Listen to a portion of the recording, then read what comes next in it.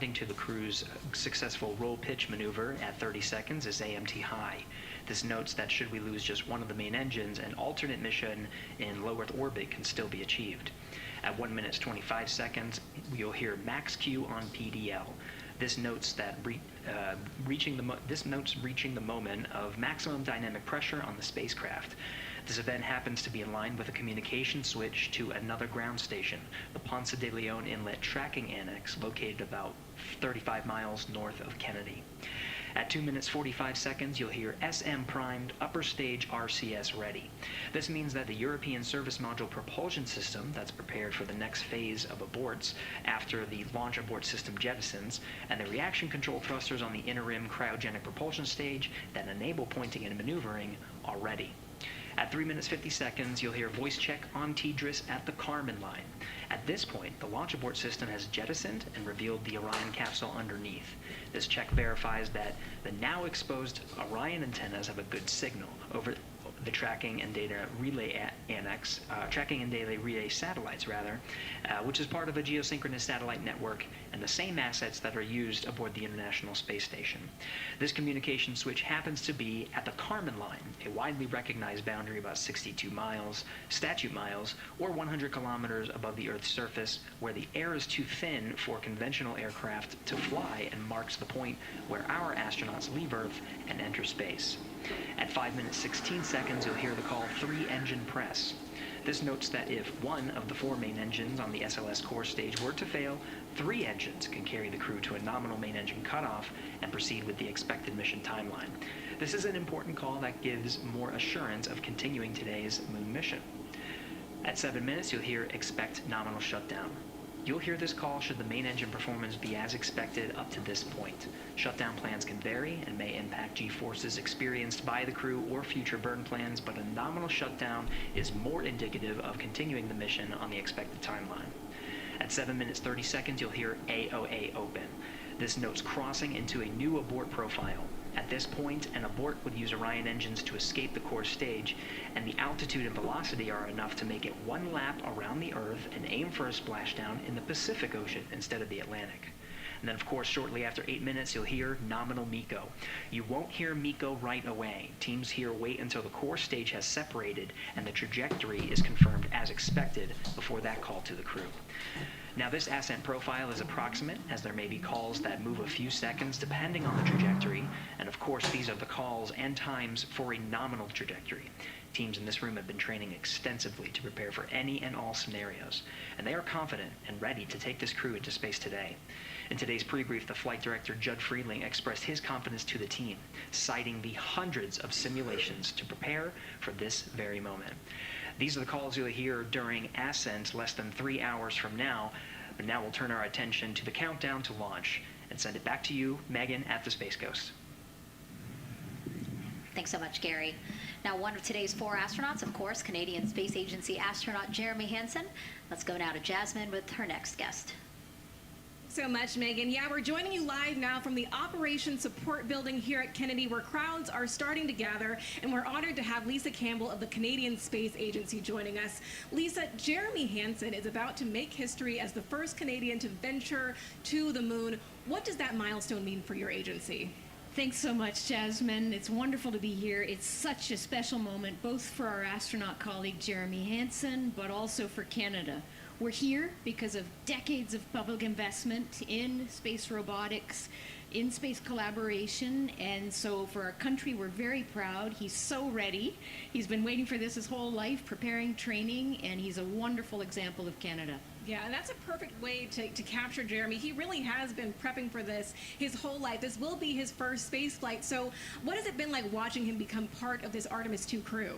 Well, as I mentioned to you, I've known Jeremy since 2020, and he's a colonel, a fighter pilot, a father, and he really is a very dedicated, passionate human being. So both for him to realize this goal of being an astronaut and flying, he also is hopeful that witnessing that will raise awareness about the value of a space program, of the benefits here on Earth, of exploring the universe and our place in it.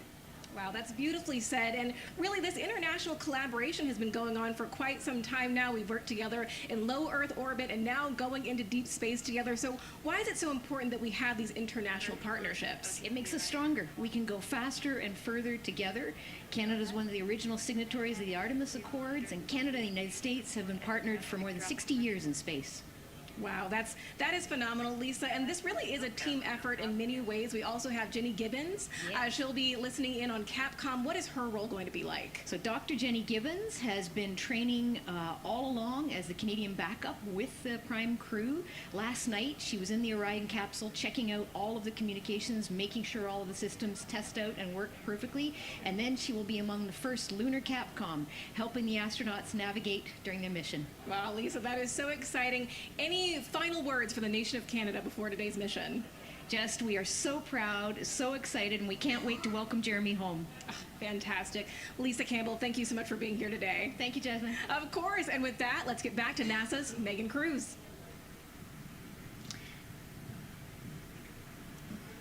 And right now, Go ahead. Command PBA press has been completed. Did you see any drop in pressure? And MS1, we saw just a little bit. It is just over 2,600 now. Copy. Thank you, ma'am. again, a call out to mission specialist Christina Cook. Again, it was her responsibility to monitor the pressure on the counterbalance system that will help open the side hatch. And she did report a drop in pressure, but it seems like it's within nominal limits. Right. They might have had a small drop, but we have a starting pressure and an ending pressure, and as long as the difference isn't too high, then we will take that. And the engineers know exactly what they're looking for in terms of that delta pressure. And so again, that milestone on the checklist of things that have to happen before they launch today, that is complete. The crew, again, still inside comfortably as the closeout crew team work to close the side hatch. Again, a separate seal leak check, followed by a full cabin leak check, and then they will close the last abort system hatch. Lots to do still in the White Room and marching down the countdown timeline well. And so Bill, again, number 3 there, he is holding a silver flex hose. That hose is what will be connected to Orion in order to do that cabin leak check. So again, it does seem like we continue to march down through the milestones in this countdown.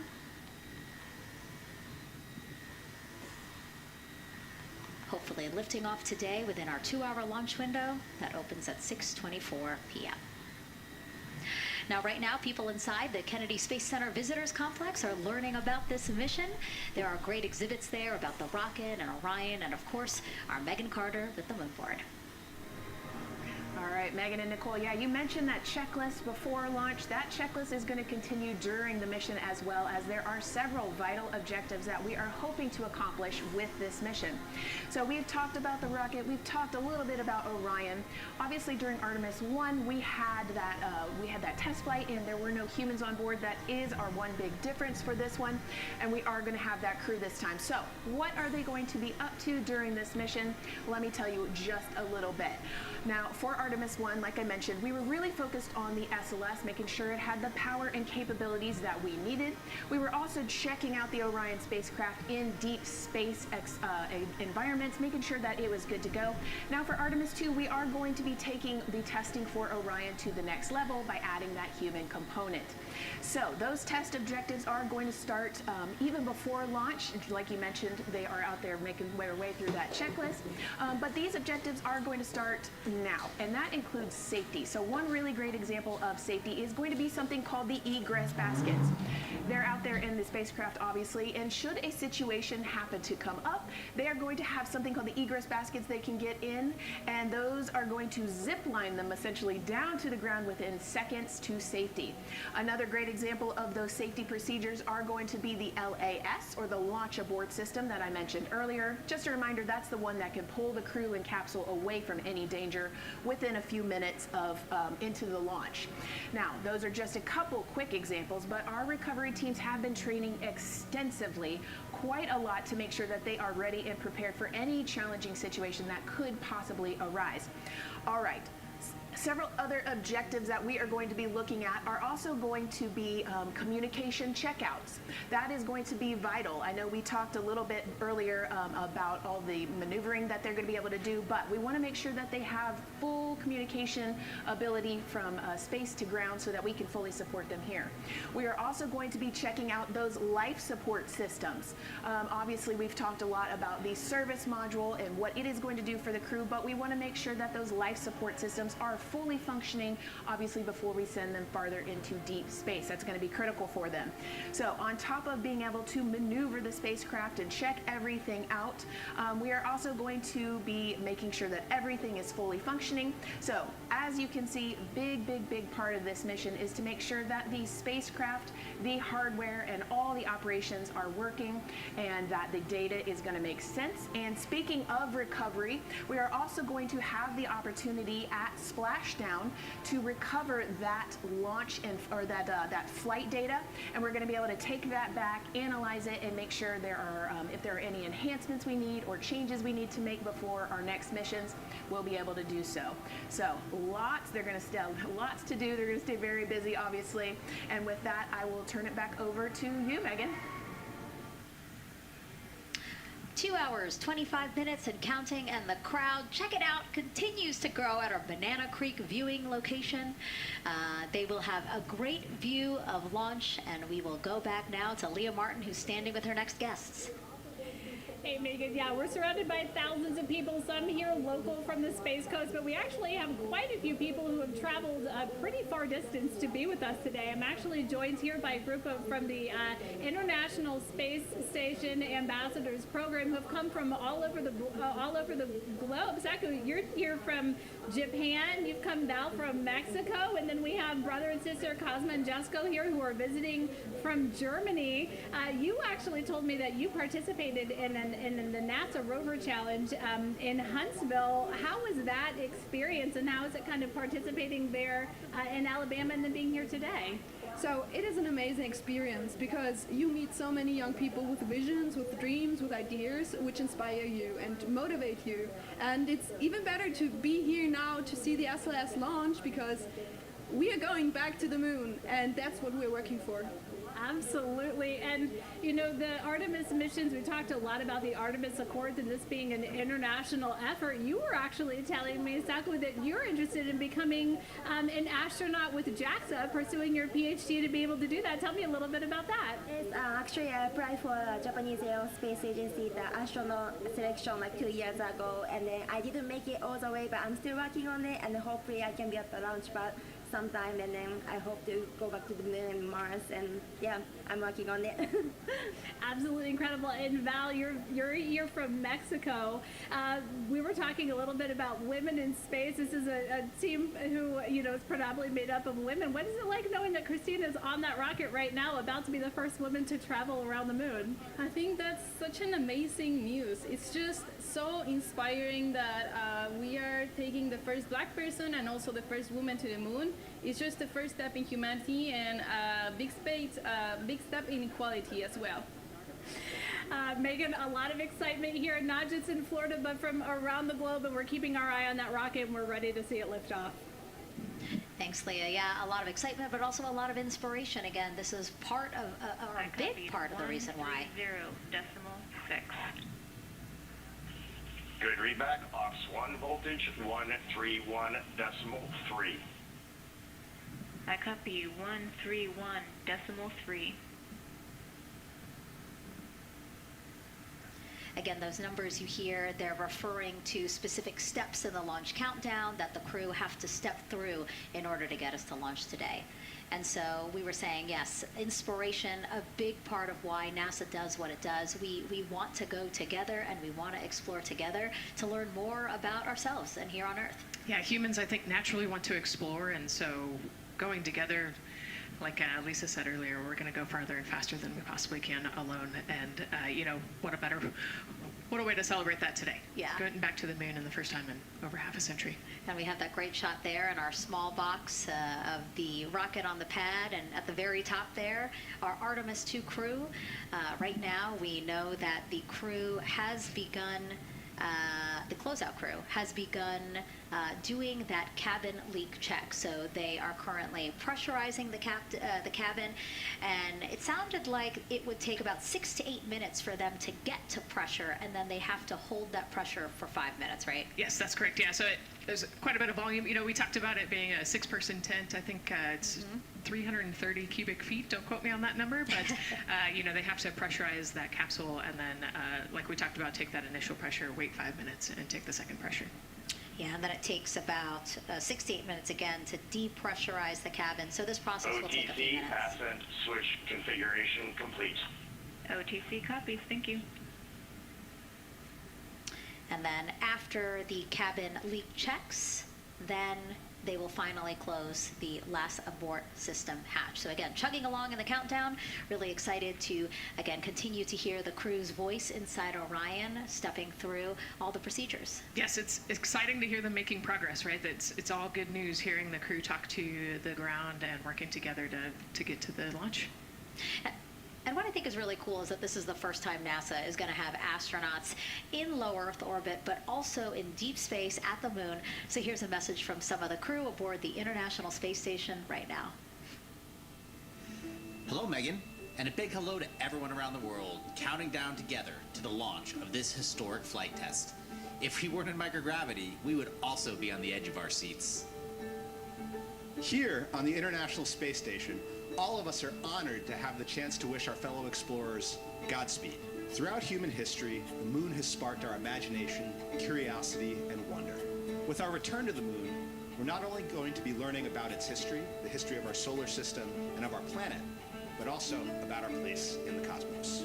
We are so proud of the Artemis team and so excited for what you will see and learn on behalf of all of humanity during your trip around the moon. As we push the boundaries of exploration and expand our knowledge with scientific discovery, we advance our collective civilization together as one. Test flights are crucial to the mission of exploration. We all learn in test flight schools that the more challenging the missions are, the more incremental the tests should be. This Artemis II mission is one more increment on the way to further exploration. Thank you to the crew, our friends, for your dedication. And from the entire Expedition 74 crew, thank you to all of the teams that had a hand in getting the Artemis II mission to where it is today. Back to you, Megan, as the countdown continues. Oh, I love that so much. I just love seeing them there. And again, you have to remember the International Space Station is an orbiting lab. We learned so much there, and we're going to learn so much more from Artemis II, because this isn't just a test flight. It's an opportunity to learn more about the moon, deep space, and how humans can live and work so far from home. So here are some of the science objectives that NASA hopes to accomplish with Artemis II. Artemis II is our return of humans to the moon, flying around the moon on board Orion. But along with that, we're doing a lot of great science. One of the exciting things about the Artemis missions to the moon is that science is actually a fundamental pillar of why we explore, why we're going, what we're doing in Artemis. I think it's incredibly exciting that not only are we testing the vehicle, but we're testing science on board. Science where the astronauts are conducting experiments, science riding along with the astronauts. We have astronauts looking outside the window and really observing the lunar surface. It will help us understand the deep space environment. It will help us understand how that environment affects our astronauts, our systems, and life in general. So deep space is a challenge for us because you have to leave Earth's protective magnetic field. Here in low Earth orbit, the crew members are protected from some of the harmful radiation. going to the moon, they'll no longer be protected, so they'll have a higher radiation exposure. Much like Artemis I, we have so many radiation sensors and detectors that are inside the capsule so that we can fully understand and appreciate the radiation environment for protecting our astronauts. In my hand here, I'm holding a tissue chip model. This is the exact design that's going to be flying alongside the astronauts. We'll be collecting samples from each of the crew members, and we can make these organ chips out of the astronauts themselves.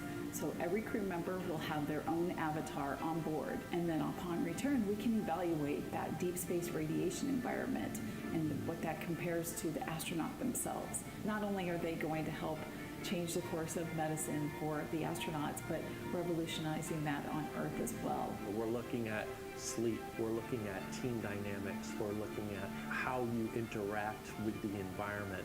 We're also looking at the immune system, so what are the biomarkers? We're using saliva as a method to study hormones and different things in your body that may change during a mission like this. And then finally, how do we function after microgravity, being close to the moon, then returning to Earth. Which will ultimately help us achieve our goal of getting humans to Mars. And then on top of that, we have an opportunity to look at the moon from deep space on the far side for the first time in over 50 years. Having human eyeballs and brains back around the moon is going to unlock a new generation of lunar science discovery. The human eyeball is capable of taking in so much data in just a split second. They'll be able to tackle impact history, volcanic history. They'll be able to look at how the albedo, or kind of the shade and hue of the moon and the color of the moon, can tell us something about how that terrain evolved over time.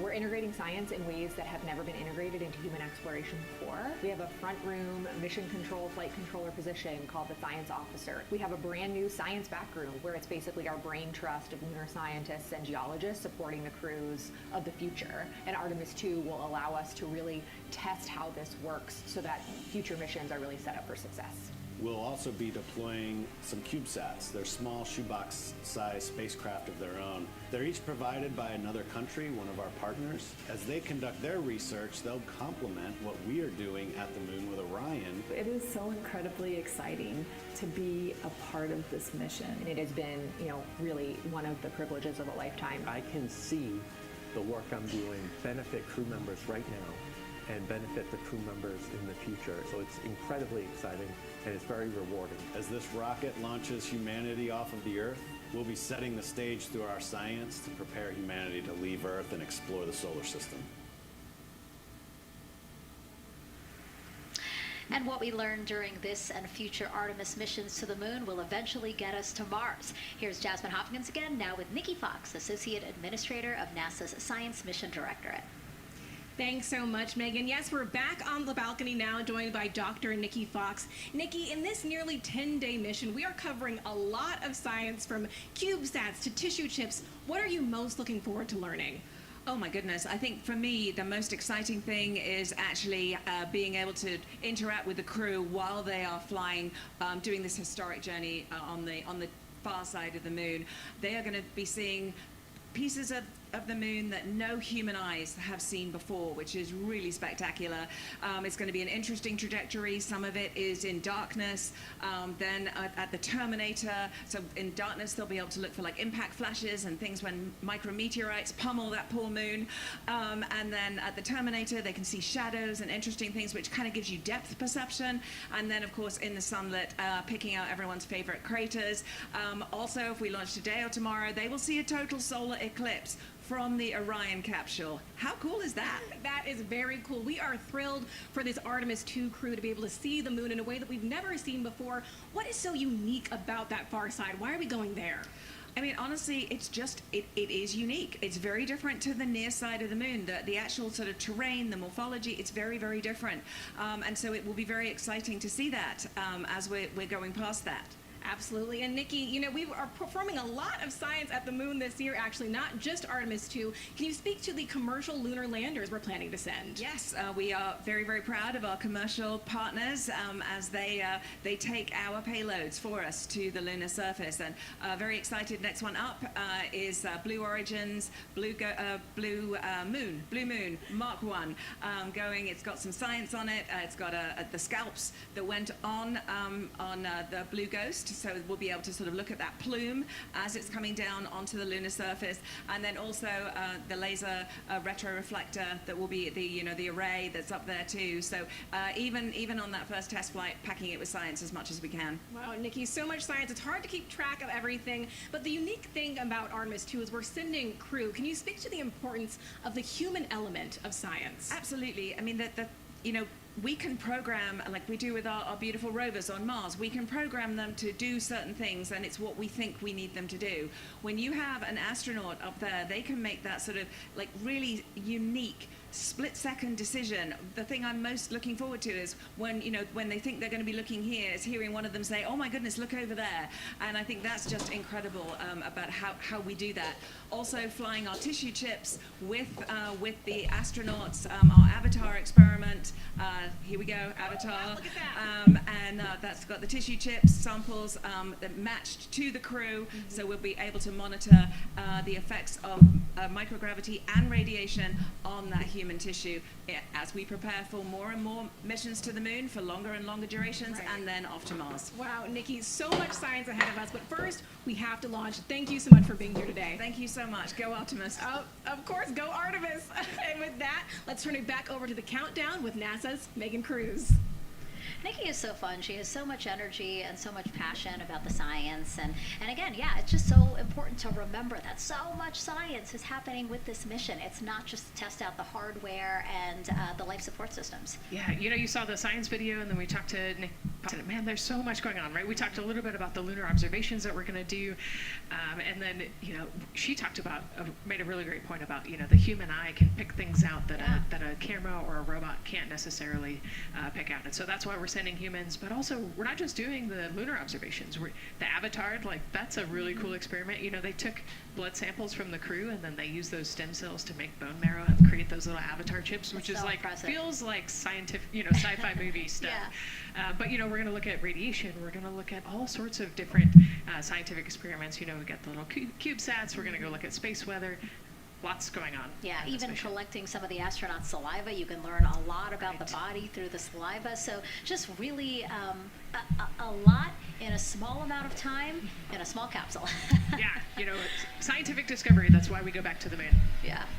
And so again, her energy just so, oh my God, I can't find the words. So wonderful. Awesome. I don't know why I couldn't find the word. So anyway, yeah, just really, again, thank you, Dr. Nikki Fox and Jasmine. And so, Nicole, what about answering more questions? Let's do it. Okay, great.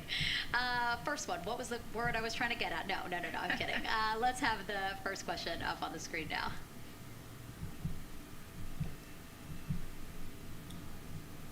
I know we got them. I see them being asked. And CDR O2C Orion Earth 1. Go. For your awareness, scrubber cycling is about to be restarted. Integrity copies.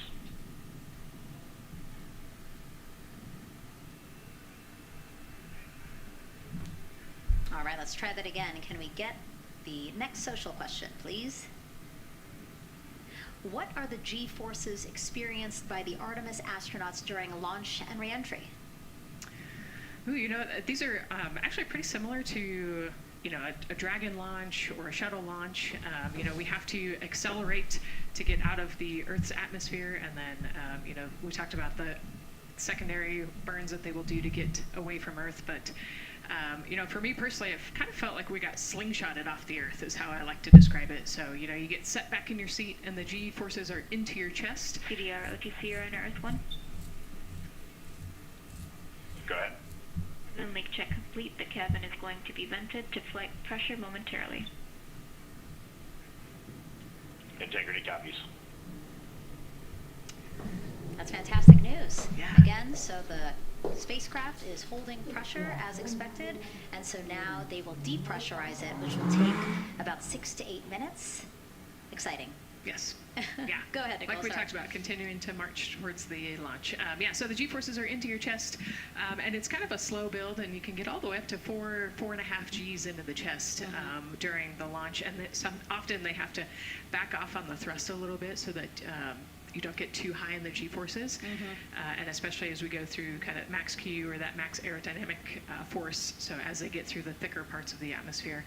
And then very similar G-forces on the way home, so slow, steady build up to about 4.5 Gs as the rocket actually decelerates. You know, you heard in one of the packages, when they come back, they're going to be going 7 miles a second. Gosh, that's And incredible. so you have to slow down somehow, and to do that, you have to actually, you know, when you brake in a car, you feel those G-forces, and so for the astronauts, it'll just be, again, into the chest based on the orientation. Great. Thank you so much for that answer, Nicole, and for that question. We're going to continue to try to take as many as possible. Again, you know how to send them to us at NASA Artemis. But now we again have another question for you, for our audience. We want to know, what part of Artemis II are you most excited for? Liftoff, Earth views from Orion, lunar flyby, or splashdown? Tell us again on NASA's Instagram or Twitch accounts, and we'll share your answers a little later in the broadcast. That's a tough one. I don't know what my answer would be. I know. I don't know either. I'm excited for it all, but that's a cop-out. All right, now let's head back over to Banana Creek. Again, the crowd's there, really excited, people coming from all over the country, from around the world. Why don't we get another check with Leah Martin to see who she's caught up with now. Well, Megan, we were a little while ago talking to some students from around the globe. Today we're actually talking to some local students who are from right here locally in Merritt Island in Titusville. We talk a lot about the Artemis generation and about the students who are going to become the next generation of dreamers, of engineers, of scientists and technologists. And I'm actually standing with a group of those students here today. Our local high school has actually implemented a really neat new program in the spirit of being able to create these pipelines for employment and engagement. Can you tell me a little bit about what Merritt Island High School is doing? Sure. Well, this is a new program, first of its kind here in Florida. And basically what we're studying is astronautics and aviation, kind of blended the two together. We have flight simulators in our lab, but students are also learning about engineering, aerospace engineering, and we're trying to make all kinds of pathways available for them, trying to give them opportunities to see which pathway they might want to be interested in. So, yeah, it's just a great opportunity for them to learn about space. We just finished doing a whole model rocket build where the students took CAD software, developed their own rockets, put them together, and launched them right from our school. So it was very exciting. Incredible. And then another local high school, Titusville, you guys also have a similar but slightly different program. Yes, we do space mechatronics with advanced manufacturing, preparing students to build and manufacture things to automate, do automation to build things on Mars and things like that, or locally too. Now, you told me that you're actually trying to figure out a little bit what you want to do when you're done. You're a freshman in high school. What things are you learning in your class here that are really kind of tweaking your interest in the aeronautics field? So we're building a lot of things with like metal and how we're supposed to do it on the rockets. We're also doing computer programming, which would help with NASA and like programming and coding. Absolutely. And you were actually telling me that I think were telling me that you're interested in becoming a pilot. We talked a little bit about the pilot who is on board the rocket right now. How is this program preparing you for your future? I mean, it's teaching me everything that I know about aviation, and it's really inspiring that I get to learn it in a classroom, like locally as well. It's amazing. I love it. And then you were also telling me you're taking this class. What's the most interesting thing you've learned? I really like the whole design part of it, like actually like engineering, like because I want to be an engineer. Engineering the products we use when we build stuff, that's definitely my favorite part, learning how to use those kind of softwares. Absolutely. Well, Megan, when they're seasoned NASA employees, you'll be able to say that you saw them here first when they were still in high school. Back to you at the desk.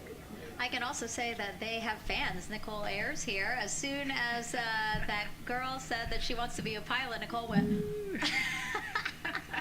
yeah, why is that something that's so thrilling for you to hear? I mean, I love when kids in high school have goals and they set their goals high and they want to go do something. You know, the kid who wanted to be an engineer or a pilot, like, I love that. You know, find something that you're passionate about, go work hard at it, and go get good at it.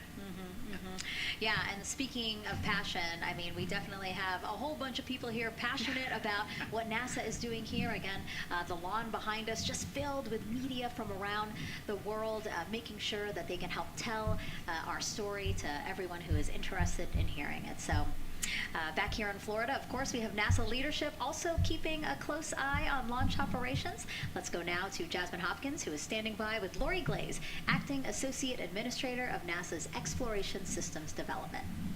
Thanks so much, Megan. Yeah, we're honored to welcome Dr. Lori Glaze to the balcony now. Lori, this is our very first time having crew on an Artemis mission. How does that feel, and how does that change our overall approach to the mission?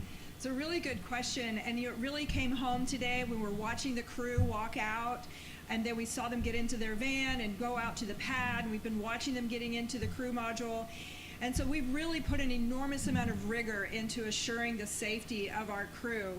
One of the most important things on this mission, different from Artemis I, is we now have environmental controls and life support systems. One of the most important things we're going to do on this mission is test those out and make sure that we can keep our crew healthy and safe throughout their mission.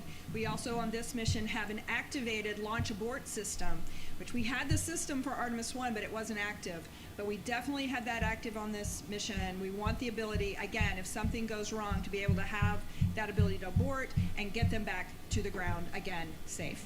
Absolutely, Lori. I mean, as you're driving home, safety is paramount here at NASA, and your program is responsible for all of these Artemis elements. We have the Space Launch System, Orion, ground system. So how do you get everybody cohesively on the same page for a day like launch? And that's a great question, and it's really been wonderful to watch our teams working together. We have the ground systems, which are kind of the bookends of our mission. The ground systems help prepare us to get the rocket ready to take off. They're doing all of the loading of the tanks right now and getting the crew into Orion. And then at the back end, they'll be there to recover the crew when they land in the ocean. But they know that their job is to make sure that that rocket is ready to go and that the crew module is ready to go. And then the rocket itself, the space launch systems, they know that their job is to deliver the crew module to the right point in space so that they can conduct their mission. And then again, they have to make sure that everything is ready, that they set them on the trajectory that is going to bring them around the moon and set them up to land in the right place in the Pacific Ocean. And that's their job, and they know how important that is. And they have to work closely with Orion, which again, they also have to work with all the other teams to make sure that everything's working together. And then on top of that, our flight operations teams, all the people on the ground, they're all working together. They know this mission doesn't work unless every single part of the mission works. Right. Lori, there are so many things that have to work together today. We can't wait to see what happens next. Thank you so much for being here. It's my pleasure. Thank you. Of course. And with that, let's take it back to the countdown with NASA's Megan Cruz. Yeah, and speaking of the countdown, 1 hour, 59 minutes, and counting until the opening of our 2-hour launch window at 6:24 p.m. Eastern Time. This is a shot of Jetty Park. It's a nearby popular viewing location of rocket launches, and it is so great to see how many people are here. I mean, this is a Wednesday. Like, people had to take time off of school and off of work, but it's something that they felt like they wanted to do, to be here. Yeah, you know, I think just based on the chatter on the airplane ride yesterday, half of my airplane ride oh, no here way, was, really? They were coming to see the launch. You know, everybody's excited and traveling from all over the world to come see this launch. And it really is a great day. We had some sprinkles here in the crowd, but for the most part, I mean, it's just a beautiful day to witness history. It is, yeah, you know, a little bit of sprinkles, but for the most part, the clouds are staying away, and you can see the blue sky behind us, so hoping for good weather in a couple hours. Absolutely. And so Dr. Lori Glaze mentioned what we learned from the Artemis II mission helps pave the way to sustained human presence on the lunar surface. So what are the objectives of this mission to eventually accomplish that? Let's check in with Gary in Mission Control for more. Thank you, Megan. Yes, the ascent teams are here in Mission Control Houston, working through their steps to prepare for a go for launch. Right up here on the front board, we're watching the teams in the White Room work through their checklist and closing the hatch as we verify ours, working as one NASA team. What Dr. Glaze said about working across the teams throughout the nation is true. It takes one NASA team to bring everything together and accomplish the mission objectives. The Artemis II is designed as the first crewed test flight of NASA's Artemis campaign, sending astronauts into lunar space to validate systems, operations, and human performance ahead of a more complex lunar landing missions. NASA has identified an extensive list of mission and flight test objectives that serve as a checklist to verify the capabilities needed to land humans on the moon. For the Artemis II mission, there are 5 overarching priorities that cover the mission and flight test objectives. First is, of course, the crew.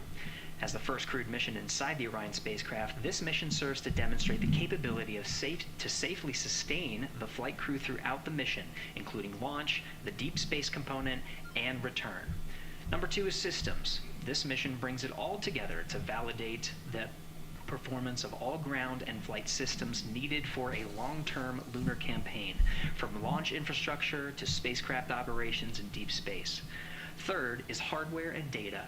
We'll be gathering performance data as much as possible over the deep space network, but we also aim to retrieve onboard data and hardware after splashdown to gather additional insight and improve future Artemis missions. Fourth is emergency operations. The crew and flight control team will be testing emergency systems such as abort procedures, rescue operations, and contingency responses.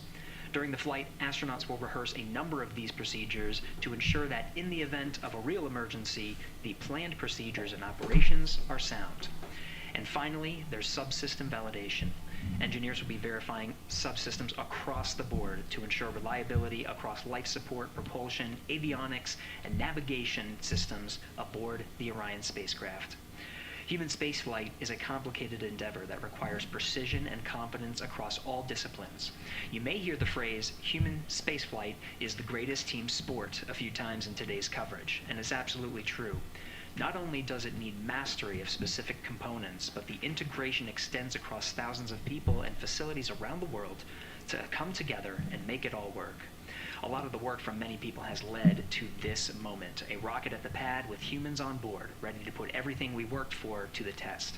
I'm certainly excited about it. The teams here in this room are looking forward to supporting the mission, and I hope those watching are as excited as we are. We are following the countdown here in Mission Control Houston. Everything continues to look good. Now inside 2 hours from the beginning of the launch window. With that, I will send it back over to you, Megan and Nicole. Hey Gary, thank you so much. We are getting word that the launch team is working something that we would like to give you an update on, so let's get on over to Daryl. All right, thank you, Megan, and we are live in Firing Room 1 here at the Launch Control Complex.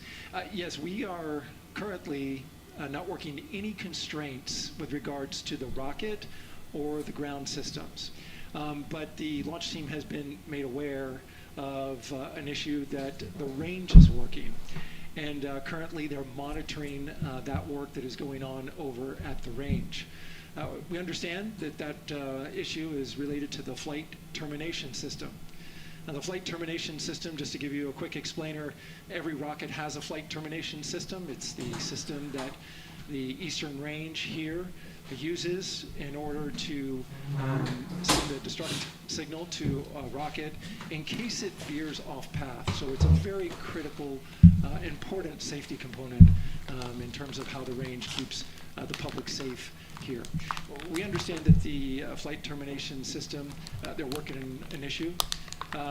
And so as they continue to work that issue, they've asked for some assistance from the launch team to help verify some of the work that they're doing on their FTS system. And this is where it gets a pretty unique situation here. The assistance they've asked for is to verify what's going on with their system. They want to check it to see that the work they're doing is okay.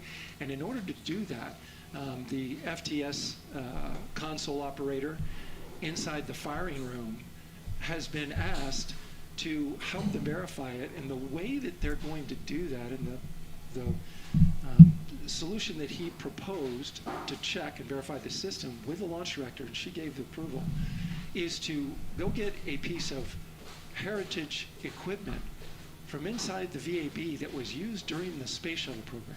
And this equipment is able to receive commands by the range through the flight termination system. And so with this piece of equipment, this console operator who works FTS was granted permission to go and go over to the VAB next door and get this equipment that he's very much aware of and used during the space shuttle era. And so that is in work right now. The bottom line of all this is, at this moment, the range is no-go. But that is not stopping us from moving forward in the countdown. We can continue to process and work the countdown. The closeout crew will continue to do their work, and the launch team will continue to do their work as well. But we'll keep you updated on what happens in regards to, as far as my understanding goes, a pretty unique situation here with trying to bring resolution and kind of help out the situation that we're seeing at the range right now. And that's the latest here from the firing room. I'll send it back to Megan and Nicole out the host desk. Thank you, Daryl. Yes, very unique, but I think it speaks to the ingenuity of this team, right? To say, hey, we have this equipment at the VAB. Why don't we leverage it to try to solve this issue and work it? Yeah, what a great example of human creativity, right? We know this thing exists. Let's go solve this problem. We have time, like Daryl said, we're going to continue to march down the countdown. So we'll continue to get the rocket and the crew ready, but we still have that 2-hour window. So in the meantime, let's try to figure out what's happening with the range. And speaking of the range, what is the range for people who might not watch rocket launches with us often? Sure, yeah. So anytime that you launch a rocket, you have to clear the airspace, right, in the launch corridor, so where the rocket's flight path is going to go. You have to make sure that that whole airspace is clear.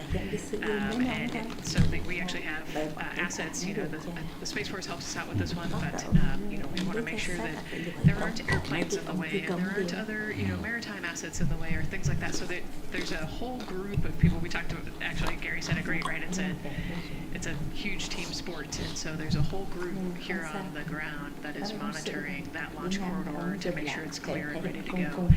And so if they're having issues, then we definitely can't launch this rocket. We don't want to launch blind into a corridor that we can't see. Yeah, because as Daryl said, I mean, it is very important, the flight termination system, needing to activate it in case of an emergency. So yes, something that we will closely be monitoring throughout the countdown, and hopefully, again, won't be an issue, that they can fix this issue by going to the Heritage hardware that's in the vehicle assembly building. Right, what a great idea.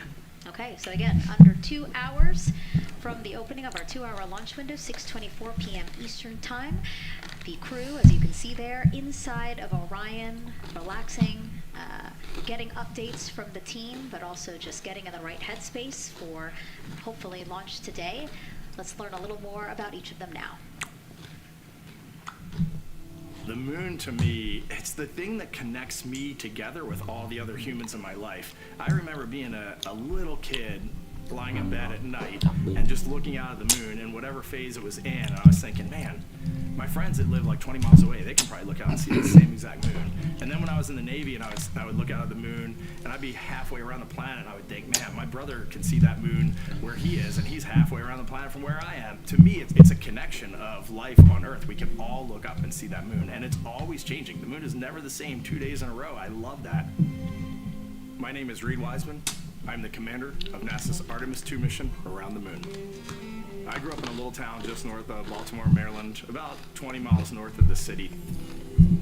There was a National Guard base nearby my house, and there were A-10 aircraft that would fly over every now and then. I just would look up at them and be like, man, I want to be up there. I want to go do that. And then my brother went to the Naval Academy, and I would go every year and watch the Blue Angels fly during commencement. And that just started to grow and grow and grow. For a while, I wanted to join the Air Force, and then I realized Navy flies as well, and they fly from ships in the middle of the ocean. And that was it, like, done deal for me. That is exactly what I wanted to do for my career. Flying is freedom to me, especially when you're in a jet aircraft coming off of an aircraft carrier in the middle of the Pacific Ocean. Nearest land is over 1,500 miles away. So when you come off of that aircraft carrier, you are truly just alone with yourself out there. It is a magical experience to be out there all by yourself in an aircraft over the Pacific. Just it's free. I think anybody who accomplishes something that they set their mind out to, there's no one thing that does it for them. It's a combination of everything. I mean, the way my parents raised me, the way my brother and I, the way our relationship developed over time, my friends, being in the marching band, going to college, setting my own course, learning how to live on my own, being mentored along the way, being, kept on the path to success, but being given the freedom to, make excursions and fail every now and then and regroup and carry on. I think all those things come together in the end to get you where you are. I've had to overcome, I'm a human being. I've had to overcome a lot of fears. I'm pretty scared of heights. I joked about that on the International Space Station, but it turns out I'm only scared like at the edge of a building. When you're up on the International Space Station, even though you're 250 miles up, I never had that feeling of falling or that I was, at risk up there. I just kind of love the feeling of floating and looking down at Earth. There have been challenges all throughout my life. By far, the biggest challenge was losing my wife in 2020 to cancer and now raising two daughters who are grown up now, but that's been the biggest challenge by far I've ever had to face. It is not easy. Being an only parent, trying to work a full-time job, and raising two kids is something that I think about every single day. I'm very proud of the work I've done. I haven't always done it well, but I've always shown up and tried as hard as I possibly can.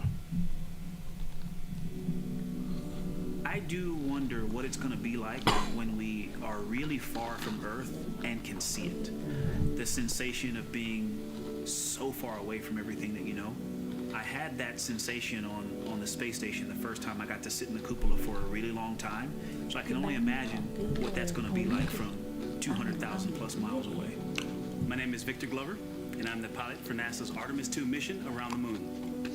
When I was in 4th grade, I was 10 years old, and that's when the Challenger accident happened. And it helped me understand how the general public felt about the astronaut corps. Right? Like, these are the people that we want to be, and that just gave me an easy thing to strive toward.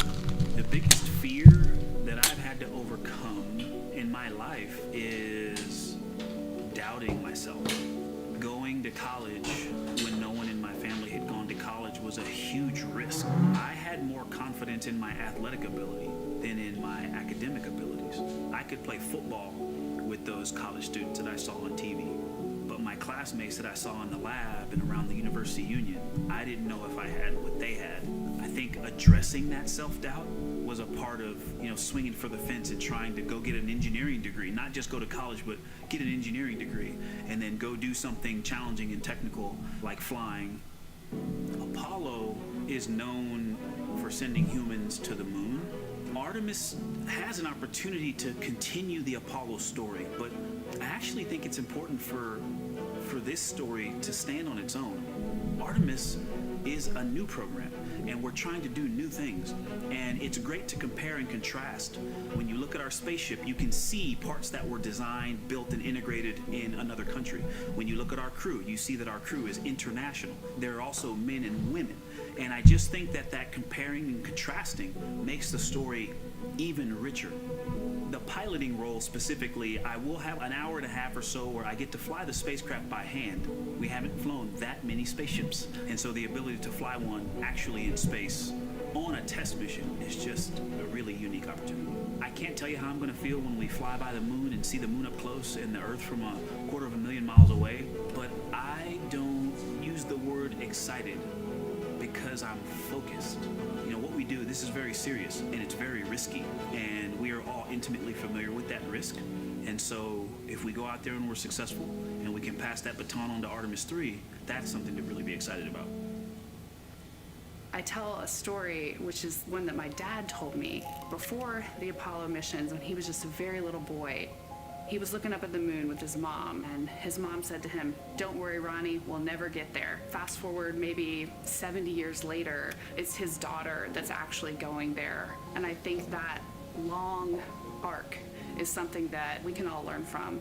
The idea that the seemingly impossible becomes possible if you just believe in it and are willing to work hard and come together to achieve it.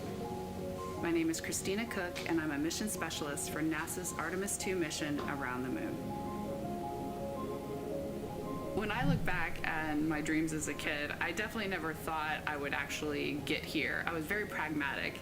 Even though I'm a dreamer, I knew that the odds were way against me again, so I might as well do something I'm loving in the meantime. I definitely loved science and math in school and, did pretty well in those things, but I also loved being active. I was always outside. I loved things that made me feel small. I loved looking at the night sky, oftentimes between the pine tree branches, or I loved the ocean.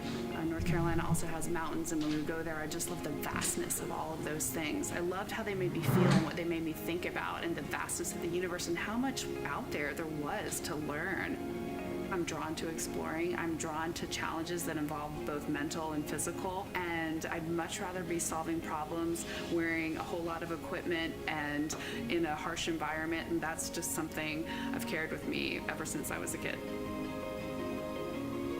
Thinking about the fears or challenges that I've had to overcome, there are just so many. I mean, basically, that has been the journey. I always say to people, do what scares you, and that means I have to follow my own advice. So doing what scares me meant getting on a plane and going to the Antarctic, getting on a plane and going to study abroad in Ghana, applying to become an astronaut, opening the EVA hatch in the airlock and going out of it into the darkness, strapping myself onto a rocket.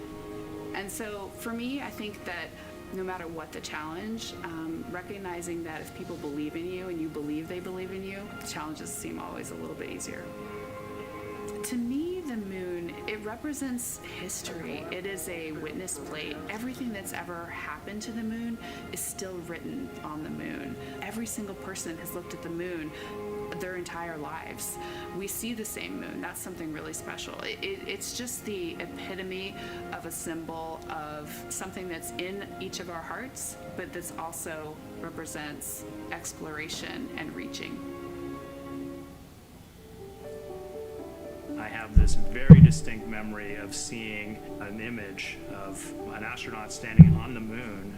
It's burnt in my brain because I went back to it so many times in my childhood, and I would look at that image, and I know it had a huge impact on me that humans had walked on the moon. My name is Colonel Jeremy Hansen. I'm an astronaut with the Canadian Space Agency, and I'm a mission specialist on NASA's Artemis II mission around the moon. My elementary school years, I grew up on a farm outside of London, Ontario. I spent as much time as I could with my dad on the farm. I learned the value of hard work, for example. If I wanted to go to work with Dad, it was going to be a long day, and I was going to have to not complain, or I wasn't going to get to go the next day. I had a treehouse. I had a vivid imagination, and I changed my treehouse into a spaceship. I made all these dials and controls. I had circuit breakers for switches that I found in the barn, and I was exploring space in my imagination. The most important thing I did to get to where I wanted to go in life, which was flying fighter jets and eventually becoming an astronaut, is I shared those desires with other people. And it turns out, just like you don't go to the moon on your own, if you could, I would have done it a long time ago in my treehouse as a kid. You have to go as a team. I think the biggest impediment to achieving my goals was, of course, myself. And I think that's a common human experience. There are many times where just little things would get in my way, and my immediate interpretation of that was, well, now that goal's out the window. You know, people must have lifted me back up, and somewhere in the back of my head, that persistence came through. And I think that's a common human experience, to doubt ourselves. I've come to this, I guess, realization that I believe that we all have gifts to contribute, and the goal is to figure out how to use your energy towards adding positively to humanity's existence on this planet. But I love it when humanity sets big goals, like sending humans to the surface of the moon with an eye to eventually going to Mars, because when we do that, we can bring together genius from not just even in one country, but around the world. I've also learned from my indigenous mentors that they refer to the moon as Grandmother Moon. So you've probably heard of Mother Earth. They use Grandmother Moon because Grandmother Moon is responsible for the water in their community, just like the moon moves the water around the planet, affects the tides. And I think that's a really beautiful thing for us as we go back to the moon, to think about all the different cultures around the world and how they view the moon differently. And that's really neat because we all share that same moon in the night sky.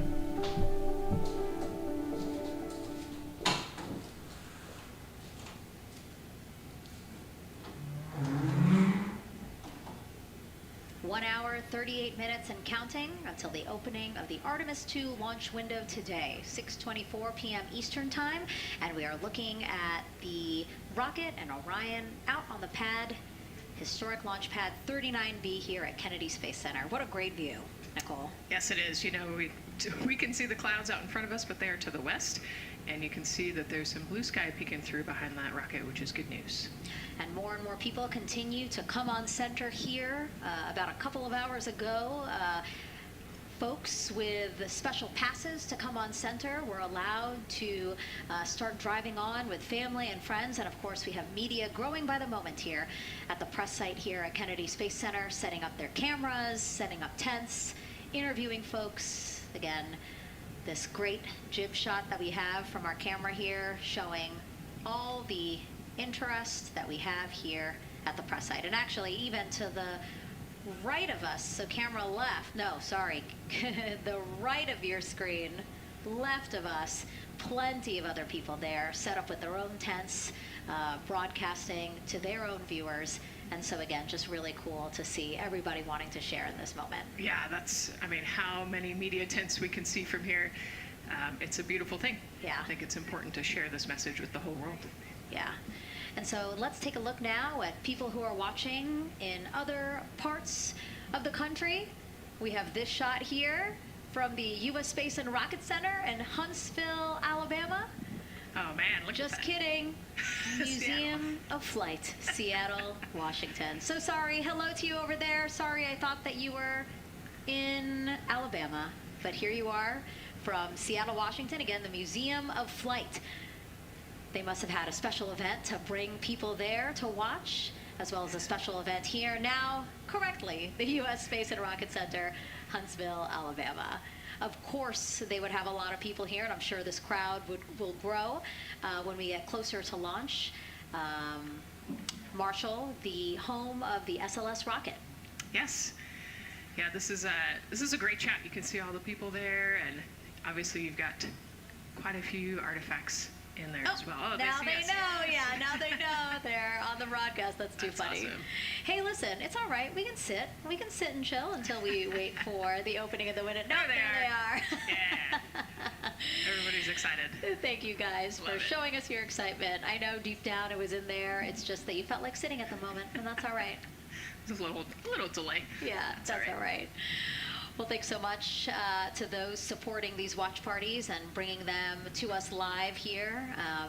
Actually, our video paths are taking quite a circuitous route to be able to bring those live views in from Seattle as well as Alabama, but we're glad that we can be able to share it with you in the broadcast now.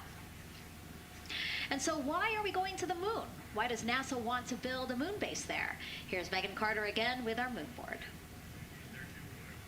All right, thank you, Megan. Yeah, so we are right around that hour-and-a-half mark, hopefully for that launch. It's going to be very exciting. So they are going to have a few days to be around the low Earth orbit, and then they'll be heading on to the moon. So yes, let's talk what will be happening. Why are we going to the moon? So obviously this is not going to be a landing, as we've discussed. They are going to be coming with 4,000 to 6,000 feet around the moon's surface, and this is going to connect us directly to our past. Those Apollo missions did have 6 lunar landings, and the Artemis campaign is looking to build on that past by going back to the moon, staying longer, and then going farther. So how are we going to do that, and why?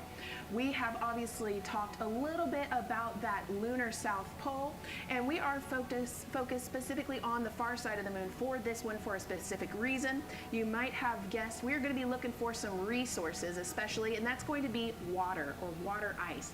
That is going to be giving us some really critical pieces for future missions. And as you can see here, we have identified 9 potential landing zones. So this is going to be a critical objective for our crew. Depending on when they launch, it will determine what is going to be visible, but we do have these 9 landing zones right here around the Shackleton crater. And as you can see here, a lot of that area is deep and dark, and that is where we are going to be looking for that water ice, because that is obviously going to give us not just water to drink, but as we know, that can actually be converted into our propellant potentially, that hydrogen and oxygen. So that is going to make the moon a critical place for that moon base, because we want to think of it essentially as a backpacking trip. If you have your tent and your hiking boots and your camping stove and all your gear, you don't want to take that out and be on the trail for the first day and then try everything out. You're going to test things out a little bit closer to home before you go out on that adventure. And that kind of goes for us as well. So the moon is going to be critical for us in the future steps towards our lunar landings, and then also for going farther on to Mars in the future. It's going to set us up for that deep space exploration, and we can't wait to see what they see once they get to that flyby. But for now, we are, like I said, getting closer. So I'm going to turn it back over to you, Megan. Exciting stuff. Again, the idea of accomplishing a moon base, like as we've been saying, sometimes things just seem like science fiction, and it's amazing that we're making it science fact. Yes, yeah, we're going back. We're going to scout it out, and then on the future Artemis missions, we're going to put boots back on the moon for the first time in over half a century. But we're going to stay, and we're going to learn from the moon, and we're going to, as Megan talked about, the water ice, and harness that resource, and, not only learn from the moon about Earth and about the solar system, but also figure out how we get to Mars from the moon. And so what we're seeing now back inside the White Room with the closeout team, they are removing basically fixtures that protected the crew module hatch while they did work around it, right, Nicole? Yep. Yeah, so anytime that you're moving around and working, there are some sensitive sensors and parts of the crew module that we don't want to kick or bump into, and so it's easier to just put a guard up while you're working in there and then take it down later. And so this is a visual cue for us that the team is getting ready to close the last hatch, again, the launch abort system hatch. Can you tell us about what the LAS is? Yeah, so launch abort system, this is, we have the crew module, and then what sits out basically on top of the crew module is the launch abort system, and it has its own motors, so that we'll arm it about 5 minutes prior to launch, and then it stays with the crew module until about the Kármán line, so that 100-kilometer point in space. Once the crew could safely get to orbit, it will actually be jettisoned, and the crew module will then be exposed. So this is just a safety mechanism that stays on the outside of the crew module, and then as they monitor the attitude and the thrust and all sorts of the roll, all sorts of different data points to make sure the crew is safely getting to orbit. And once they are safely to orbit, then we will get rid of that launch abort system. And it looks like they're putting all these parts that they're removing from around the crew module hatch into a bag, because they have to take this out with them once they leave the pad, right? Yes, yeah, we don't want anything left up there in the White Room, and especially because that crew access arm will move away from the capsule and the rocket, and so we want an empty White Room, no FOD like we talked about, so that we can have a safe launch. And this orange tube that you see on the right side of your screen, that had been inside the crew module providing breathable air to the crew. And now again, with the crew module closed and them getting ready to close the second hatch, that has been removed and is out of the way. So again, the closeout crew can continue to do their work. Yeah, that's just a duct to provide some cooling air and some breathing air to the crew and the closeout crew while they're in there. That's actually a good point, yeah.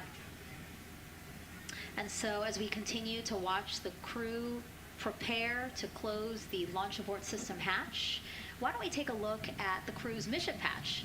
Now, crews have designed their official mission patches since the Gemini 5 launch in 1965. Reid, Victor, Christina, and Jeremy, they really wanted to play on the abbreviation of Artemis II to all, signifying not only the second major flight of the Artemis program, but also a mission to explore for all, by all. The crew chose the iconic Earthrise photo for a reason. It was taken by the Apollo 8 crew in 1968, the first crew to ever fly around the moon.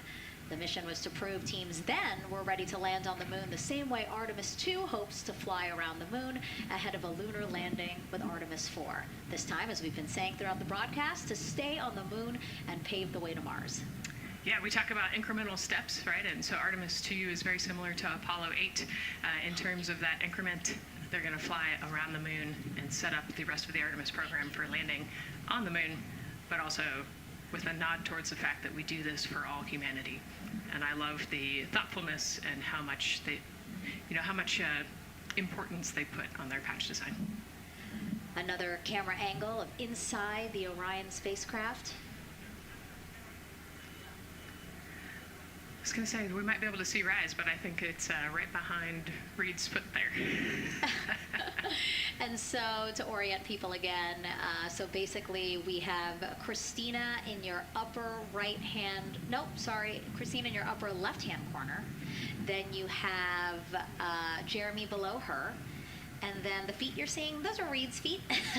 And then next to him, the upper right-hand corner, that is Victor, who's unfortunately hidden by Reid's feet, but again, that is the orientation of the crew inside Orion right now.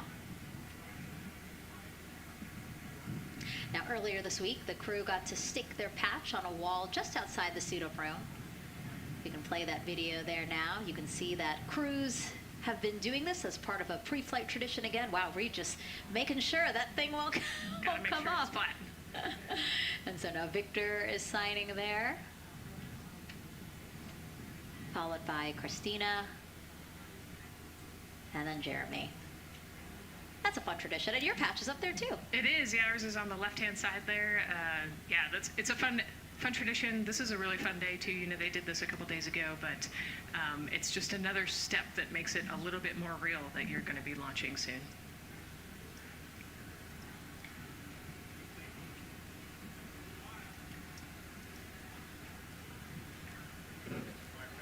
Again, we talked a little bit about this before. The basically like a computer there on Jeremy's leg, a way for him to just check out the data, see some of the data that also Reid and Victor are getting to see, but in those much bigger displays for Orion. Right, yeah, it's basically a tablet on his leg, and it's actually plugged into a cord nearby that allows him to have a screen repeater so he can see what they're looking at. And it looks like he's taking notes. Can you talk a little bit about what that is? It's part of, all of them have like a little procedural book, right? Right, yeah, so they have what we call a knee board, and they'll have blank pages to take notes on. They might have a cue card or procedures, or they can be kind of custom built to what each crew member wants for their knee board. This mission, of course, built by people and companies in all 50 states, as we've been saying throughout the broadcast, and with our international partners as well. Let's take a look at some of the people playing such a big role in today's test flight. What we're doing here is a collaborative effort of hundreds of thousands of people. This is about the parts, the hardware, the software, the services, all coming together to make that mission possible. My dream for this space program is that we would not just push the boundaries, but that we push them together. And liftoff of Artemis I. We rise together, back to the moon and beyond. It takes a team to do great things. And Artemis has an incredible team. We have international partners. We have commercial partners and industry partners. It takes unity to accomplish great things, and that's what this mission is all about.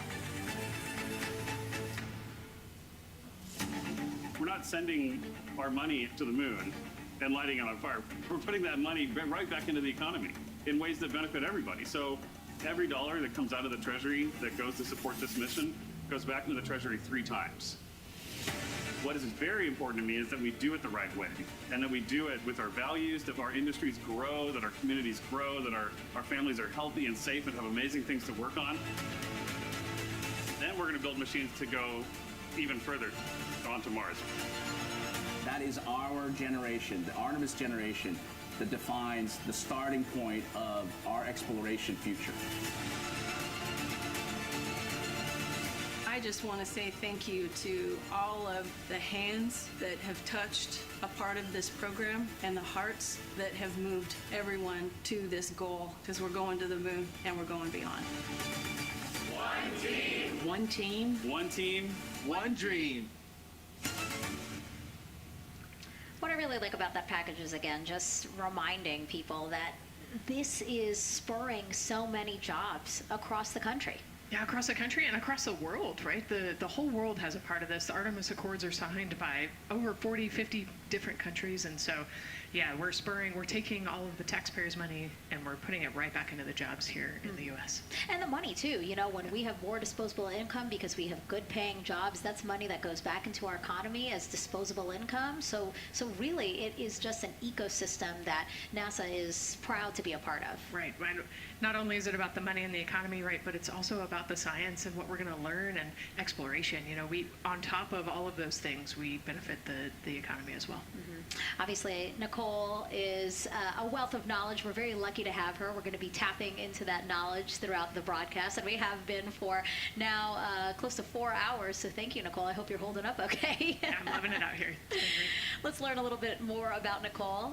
Her first mission to space was actually last March. She launched from here at Kennedy Space Center as pilot of NASA's SpaceX Crew 10 mission to the International Space Station, and what a beautiful launch that was. She spent 148 days in space conducting science experiments that could benefit us on Earth. For example, one studied the physics of liquids, which could help researchers deliver medicines more effectively. She also conducted an almost 6-hour spacewalk to help upgrade the orbiting lab's power system. Nicole is a lieutenant colonel in the U.S. Air Force and flew one of its most advanced aircraft. She was born in San Diego, California, and is a twin.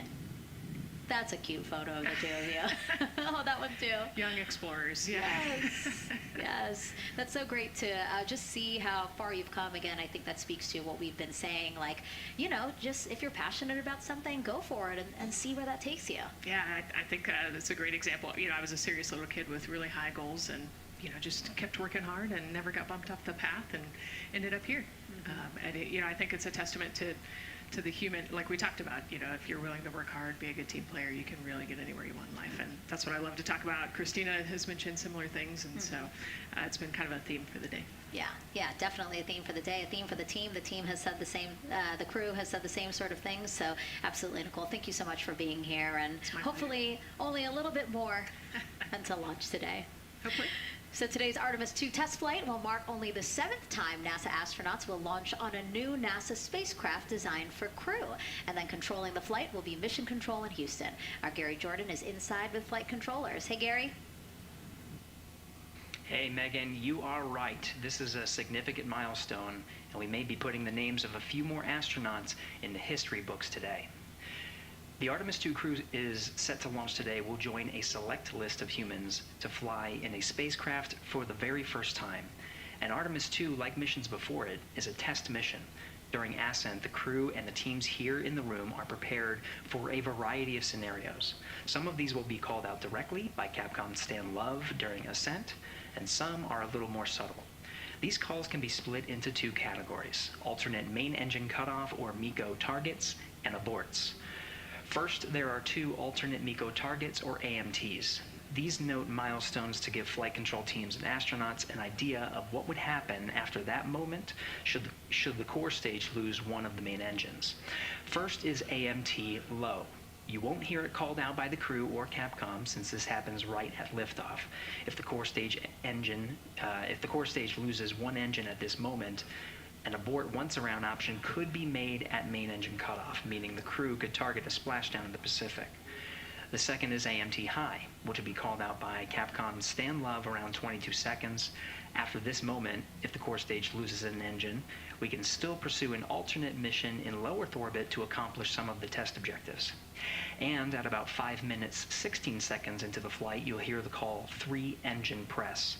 This is a good moment. After this point, if the core stage loses an engine, we can still make a nominal main engine cutoff and pursue a moon mission as expected.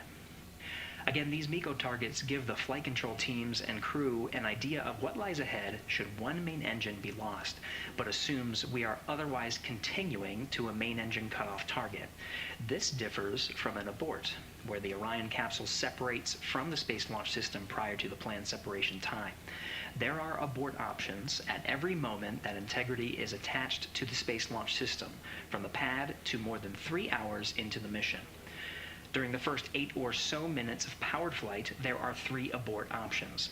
First is the use of the launch abort system, which you see at the very top of the rocket, and here in the White Room where the hatch is open and teams are working to close it.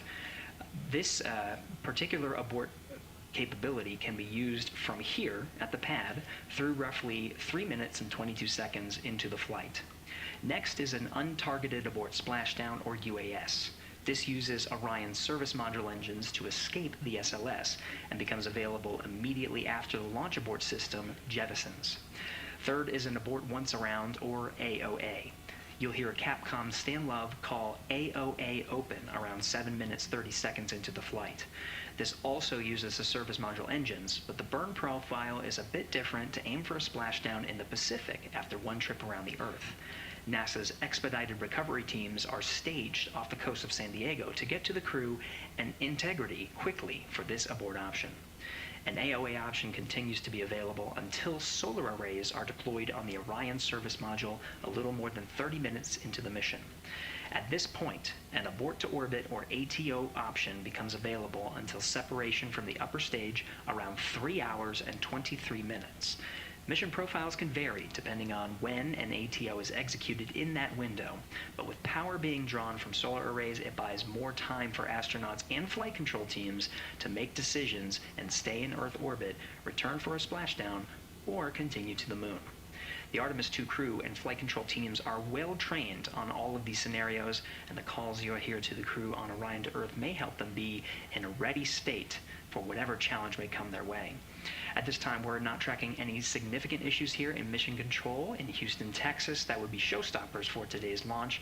We're continuing to, of course, monitor the countdown along the way and make sure all systems are go for when we reach T0. With that, I'll send it back to you, Megan, at the Kennedy Space Center. All right, we are ready for another reading if you are ready over there. Yes, sir. CBA is steady at 2,600 PSI. All right, copy that. And you know, the more times we ask you to do that, the closer we get to launch, so that's a good thing. Copy. You heard it there from NASA Test Director Jeff Spaulding.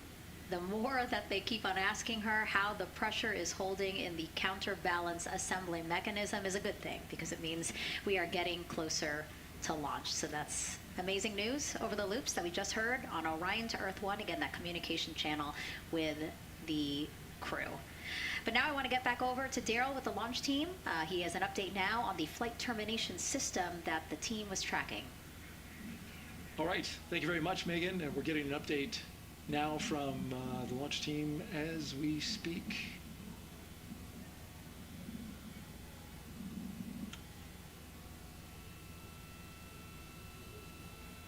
I stand by 1 second.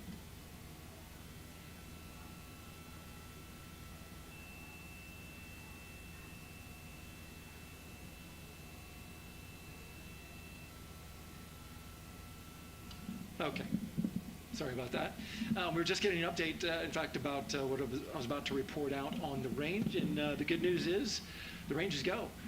So we reported that they were working to verify their equipment regarding the FTS system, and they asked for a little of that verification work to be done by one of the FTS engineers here in the firing room. He went out to the VAB to get some legacy hardware to help out with it. But in the end, this is a fix that the range had come up with to get clearance, to clear the range rather, and to as well work the FTS system. And so now they are go. Again, the range is go. That is no longer a constraint. And so you combine that with the fact that the rocket and the ground systems here also working, no constraints, clear board here is great news. So again, the range is green, and we're continuing to work through the countdown. We got a weather update that came in to the launch director from Launch Weather Officer Mark Berger. He reported out that there's still a little bit of feisty weather activity that's happening up in the Titusville area. That's the city neighboring the Kennedy Space Center. Those showers had passed over Kennedy, and then now they're currently over in Titusville, currently still within that mild kind of constraint of flight through precipitation rule. But we're still far enough from the window that it looks like it won't be an issue. And in fact, we're seeing some good sunlight now breaking through onto the launch pad. As you can see, it's actually shining on the other side of the rocket here. But to the west, we're starting to see some of that clearing that was forecast. And so the launch weather officer held his forecast for 80% go for flight during our launch window tonight, which, as a reminder, is 6:24 p.m. Eastern Time until 8:24 p.m. Eastern Time.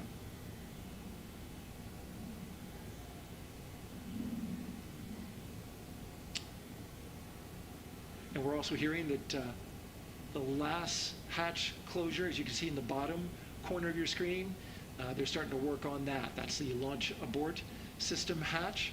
There are two hatches, the crew hatch and the launch abort system hatch. And the closeout crew that you see right there, right on time with their work as they go to shut. And you can see it in motion right now, that launch abort system hatch. That's the latest from the firing room. Send it back to the host desk. Thank you so much, Daryl. Great news all around. And yes, we did just see them close the last hatch. And now we are looking at a live view of Banana Creek. Lots of people there, I'm sure, relieved to hear that that issue with the flight termination system has been resolved, and we are go for launch.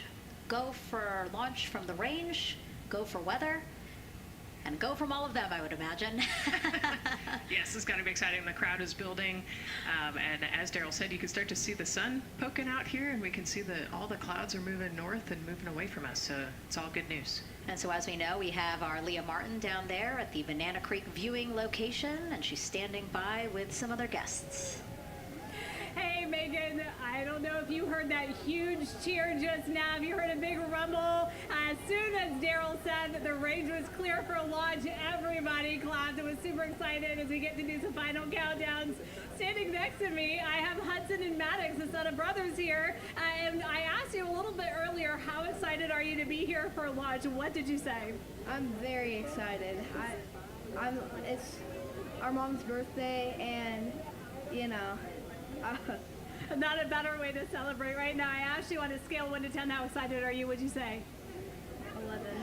Yeah, 11. I'm very excited. Super excited. Yeah. So, Megan, we've been watching the launch broadcast here and hearing some of the questions that you and Nicole have been asking and answering. And I actually wanted to ask these two kids, if you could take a 10-day trip around the moon and take 3 people with you, who'd you take with you?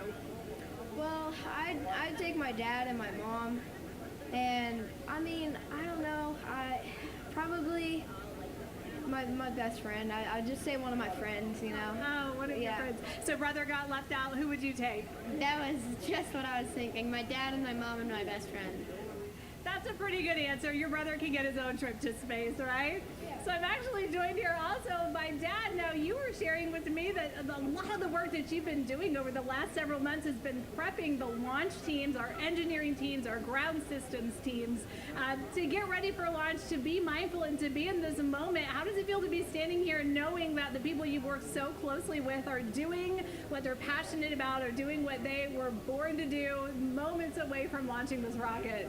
I mean, this is an exceptionally happy moment for us and all of us and the people that are, you know, about to take off on this historic trip here. And I'm grateful to know that we've helped in some way, shape, or form to help them stay steady and calm, you know, in such an exciting time within the agency. And so to just be here and witness it and know that, you know, they've got some tools to help them stay calm and steady is everything to us. So.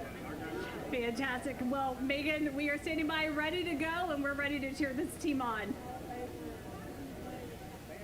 Thanks so much, guys. And yes, Leo, we did hear that cheer. That was very exciting.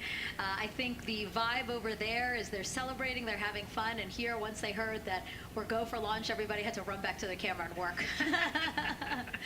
It's a little bit of a different vibe, but I definitely think that people are excited, especially as we see now live inside of the White Room. At the launch pad, the closeout crew has closed the launch abort system hatch. You saw there, we took it live. Took a lot of them, I think all of them, except for one. I think it took 3 or 4 of them to push that hatch door close, and then they felt around the perimeter of the door to make sure that everything was sitting just right.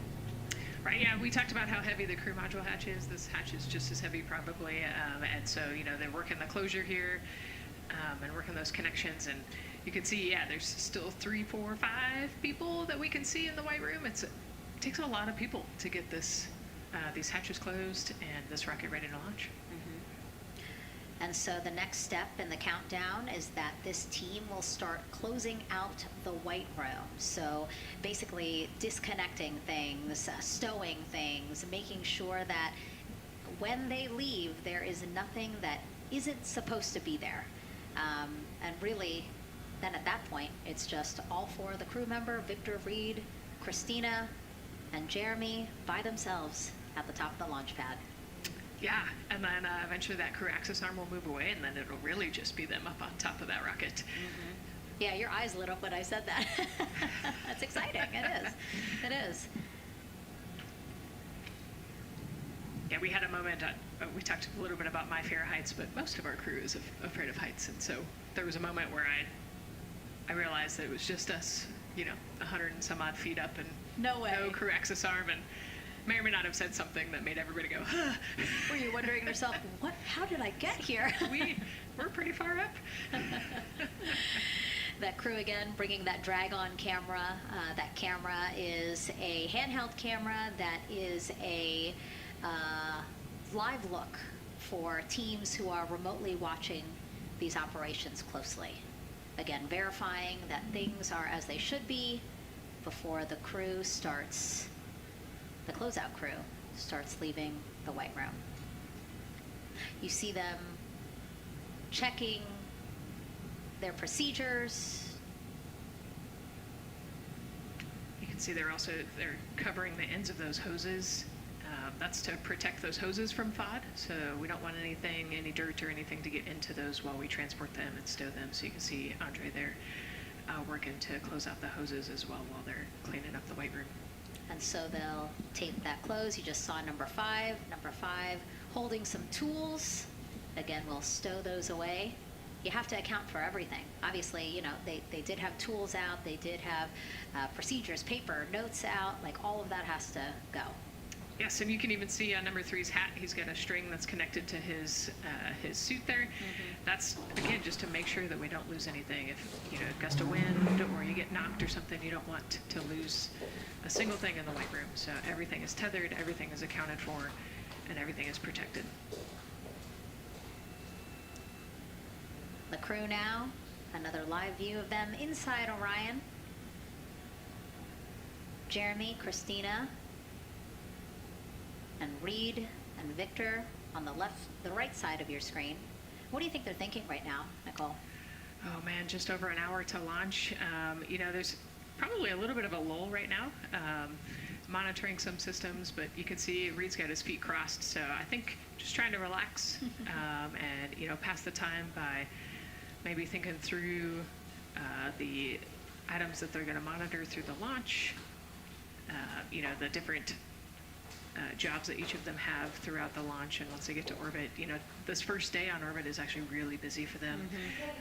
They've got, you know, 2 burns that they have to monitor. They've got to get the system set up, and they've got to get the cabin set up. So there's a lot going on in the next 24 hours for this crew. I think they've got a couple sections where they get to take a nap, but I don't think they get a full night's rest for quite some time. So, yeah, you know, going through what's next. And so as we say that, I mean, imagine what it would be like to live in a spacecraft for 10 days. Let's take a look at what life will be like in Orion. Artemis II is our first crewed mission back to the moon since the Apollo program.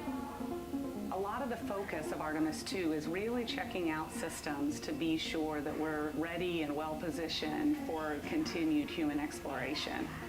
My name is Susan Baggerman, and I'm the Chief Health and Performance Officer for the Orion program and the Artemis II mission. And this is 10 Days in Orion.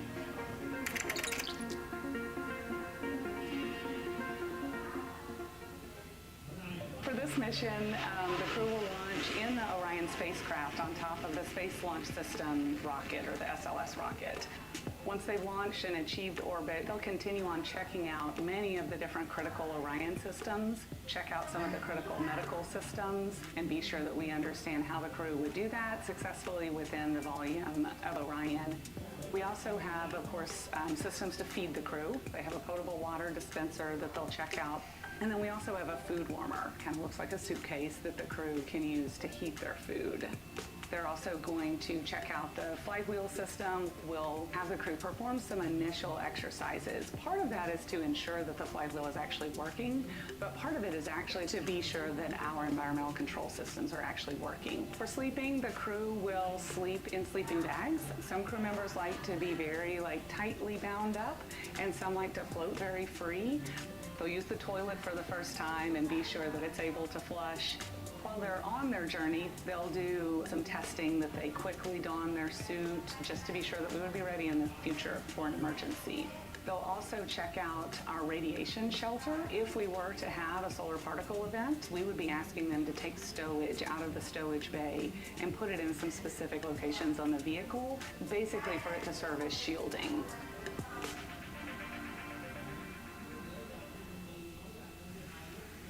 And so I want to talk a little bit more about what we just heard in that package. I am interested in the space food. So Reid, Victor, Christina, and Jeremy have a pretty big menu to choose from, so that's really cool. We're actually going to pull up a graphic now that kind of shows you some of the food that they're going to have with them on their 10-day journey around the moon. We know of more than 10 types of beverages. There's coffee, a mango peach smoothie, apple cider, lemonade, so those all sound delicious. And now I've just remembered I haven't eaten lunch. They're actually not too bad. I actually have a mango peach smoothie with me today. No way. Yeah. So you can see they come in these little packets here, but it's just kind of a dried powder that you add water to. So this would actually, you'd add 175 milliliters of water and let it sit for 2 to 5 minutes, and then you can stick a straw in it. You saw in that package they put a straw in the top septum portion there, and then you can drink it. And so this is the packaging. This is food that you brought up with you, or that you had while you were at the ISS. Yes, yeah. Actually, this is all food that we have available to us on the standard, what we call the standard menu on the space station. And so, actually, the graphic there showed quite a bit of the standard menu that they're going to take with them. So, space food is space food. Yeah, we can. We can use the food that we have been using. You know, our food lab at Johnson Space Center actually creates that food, and then they stabilize it and they package it for us and everything. So they do a really wonderful job out there. We've got different types of food. You know, you can see I've got this is a soup, tomato basil soup, so thermal stabilized. It's already hydrated, so you just throw it in that food warmer that we talked about, and then you can eat it. But then we also I have some shrimp cocktail here that's, you know, irradiated, so it's in a package that protects it. I'll show you. I've got a brownie too. That's probably my favorite one. But are we eating it? We might, if you're. Yes. Look, see, they want us to eat. I don't know what happened, but it worked out. Yeah. What we were saying here. So it's in an outer package to help protect it against radiation, and then it's in this inner package. And so this cosmic brownie, actually, the trick.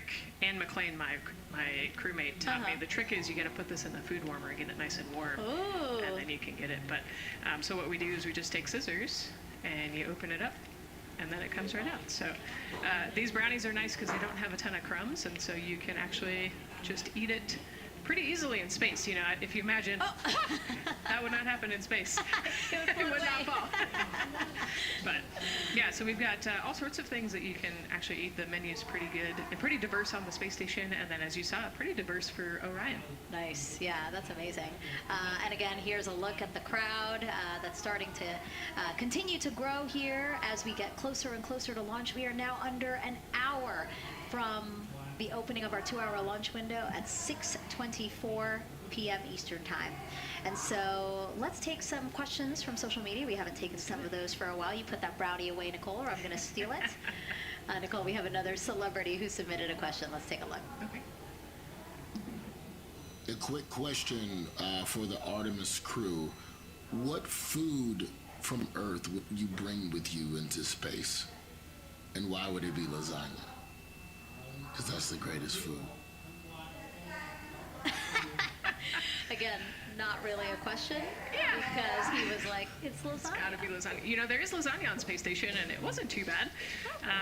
Probably not my favorite food of all, but yeah, lasagna's not a bad option. It's a high-calorie meal. If you're trying to, carb load for a spacewalk or something, it's a great option. Yeah, I remember Christina saying that her favorite food on the menu, and actually, she was saying that she was getting in trouble because people kept on saying, you can't eat mac and cheese every day, Christina. We mentioned the mac and cheese and brisket earlier. Man, I would put those two on a tortilla. That would be great. That sounds delicious, delicious. Well, thank you so much, everyone, for sending in those questions. For everyone from a 5-year-old that we got a question from to all the way to Roy Woods Jr. there, a comedian. So thank you so much. And if you're just joining us, welcome to the Space Coast of Florida, where we are counting down to liftoff of Artemis II. You see a beautiful aerial shot there of our rocket on the pad.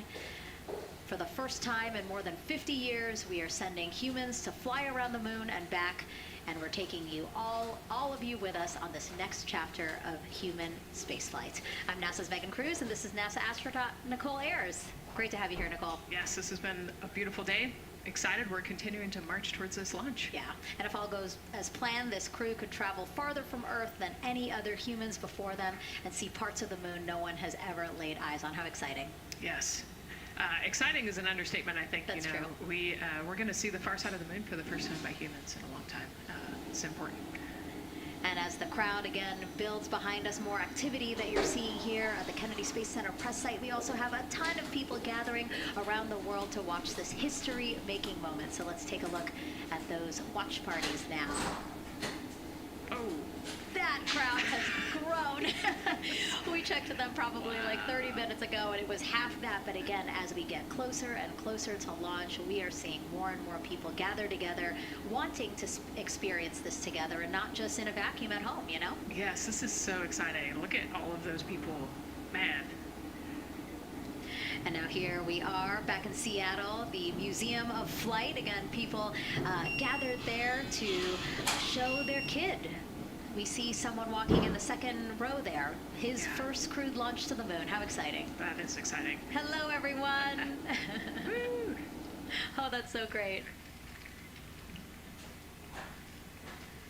And now let's get you up to speed on what's happened so far. Again, we are now within an hour of the opening of our launch window. So what has been happening so far today? Well, a lot.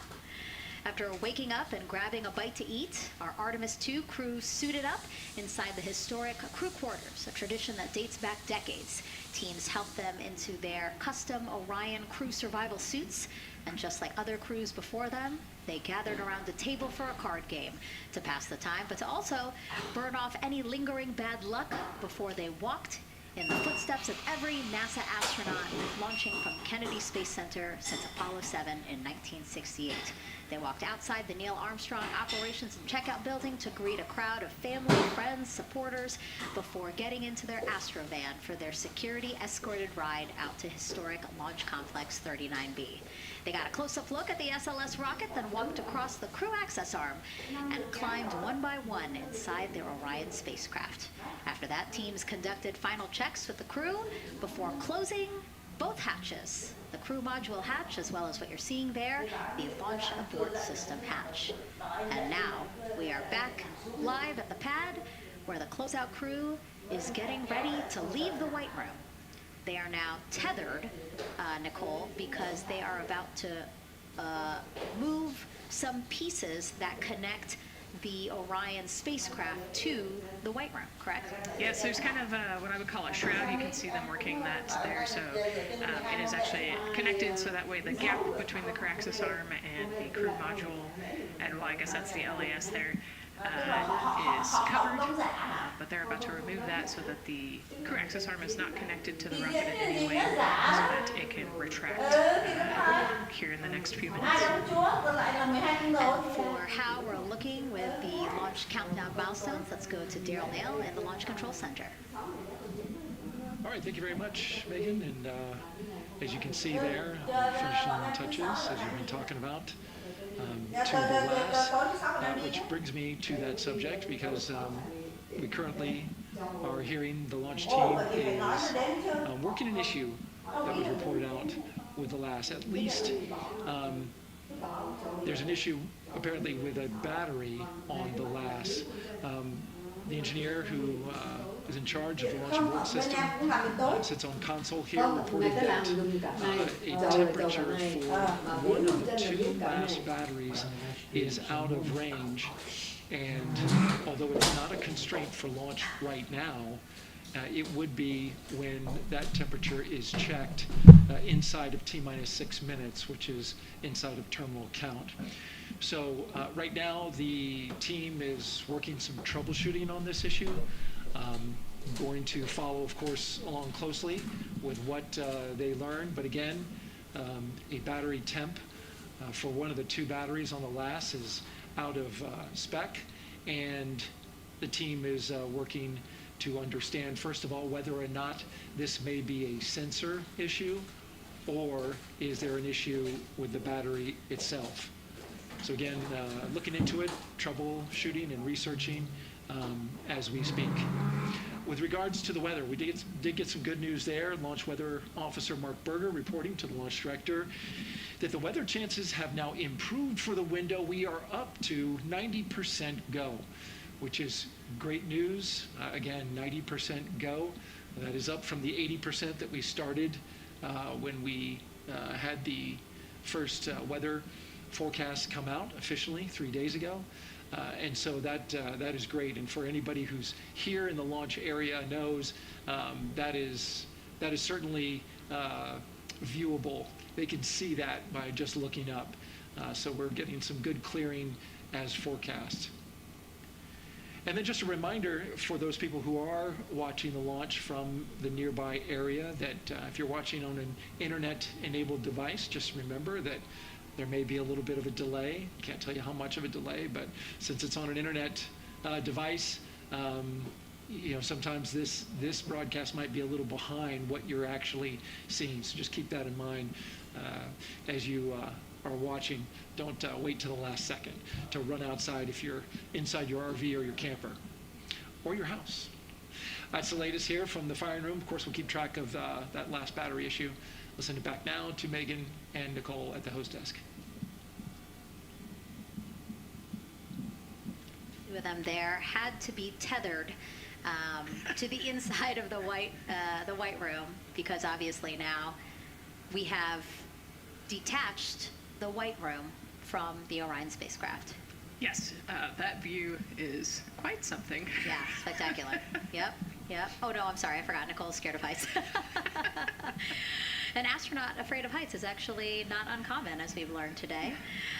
But yes, so obviously, again, things proceeding as we march closer to the opening of our 2-hour launch window at 6:24 p.m. Eastern Time. Again, the closeout crew just finishing up those last couple of things they have to do before leaving the white room and then leaving the pad, leaving only the 4 Artemis II crew members inside the spacecraft by themselves at the pad. Yeah, and then we'll be curious to follow the battery issue on the LAS as well. I think sometimes it's just a sensor issue, sometimes it's a battery issue, so hopefully they figure that out quickly. Mm-hmm. And so if we can take a shot of the crew inside the capsule if one's available, why don't we talk a little bit more about each of them? So we have Artemis II Commander Reid Wiseman, Baltimore native, and he's actually, you see his feet in that shot there from inside Orion. He's been in space once before as flight engineer for Expedition 41 aboard the International Space Station from May through November 2014. During the 165-day mission, Reid and his crewmates completed more than 300 science experiments in areas like human physiology, medicine, physical science, earth science, as well as astrophysics. They actually set a milestone for station science by completing a record 82 research hours in a single week. He also served as chief of NASA's astronaut office from December 2020 to December 2022. His two daughters were out to wave goodbye to him as he made his way to the launch pad. And again, there's Reid's feet. Reid is the one sitting in the seat to the right, closest to our camera there. So looks like he's relaxed by the body language of his feet. Yeah, I think they're kind of in a holding pattern, if you will, or a waiting period. So it makes sense that he's a little bit relaxed. He's also kind of just a relaxed person in general. He's wicked smart, but has a demeanor that keeps everybody calm. And so I think we're seeing that here today. And so in this shot, Reid is the one sitting on the left, and to his right, Artemis II pilot Victor Glover. NASA selected the California native as an astronaut in 2013, and at the time he was actually serving as a legislative fellow in the United States Senate. His first trip to space, November 2020, pilot of NASA's SpaceX Crew 1 mission. That was the first operational mission of NASA's Commercial Crew program, which resumed launching American rockets from American soil to the International Space Station since the end of the shuttle program. Victor is a U.S. Navy captain and naval aviator who served as a test pilot, racking up more than 3,500 flight hours in more than 40 different aircraft. So again, he probably feels pretty at home in the pilot seat of Artemis II. Yeah, I think he does.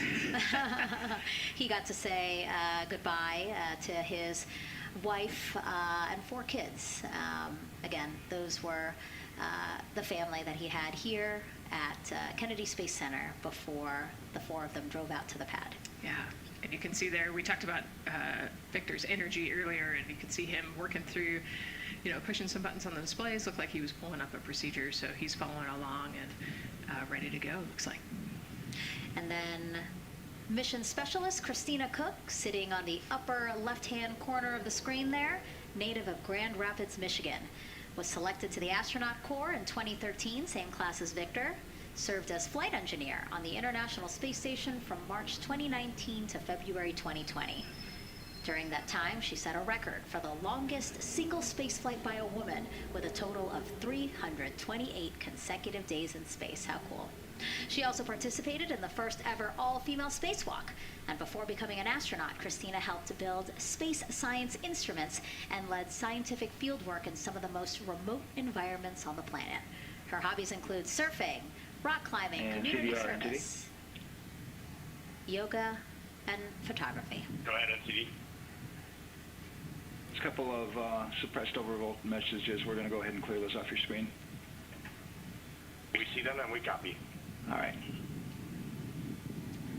NASA test director. We're still working here, trying to get through everything. So we're getting close, and then trying to talk that other issue that we just picked up a little bit ago. But I think work-wise, we're doing really well. Sounds good, NTD. We're doing great on board. Glad to hear it. NASA test director giving an update to the crew. Some messages flashed on their displays. Just wanted to say that they didn't have to worry about that. We're going to clear that. And that also just reassuring the crew, again, that they are tracking and working the issue with the launch abort system battery. Yeah. All right. And then first-time flyer, Canadian Space Agency astronaut Jeremy Hansen will fly to the moon as mission specialist on the Artemis II mission. The London, Ontario native, selected as an astronaut in 2009. After that, he worked as Capcom at NASA's Mission Control Center in Houston. Capcom stands for Capsule Communicator and is the sole direct voice communicating with astronauts while in space. Jeremy also participated in training exercises, really cool ones, like living on the ocean floor off the coast of Florida to simulate deep space exploration for a week. In 2017, he became the first Canadian to lead a NASA astronaut class. He also enjoys getting out on a sailboat, rock climbing, and mountain biking. He has a wife and 3 children. And he's the one that you see bottom left-hand corner of your screen. I know, I'm trying to see what he's doing there. Christina's looking too. And so there is your Artemis II crew. inside the Orion spacecraft. And this is actually the 7th time NASA astronauts will launch on a new NASA spacecraft designed for crew. And if you're wondering about the first 6 crewed test flights, here they are.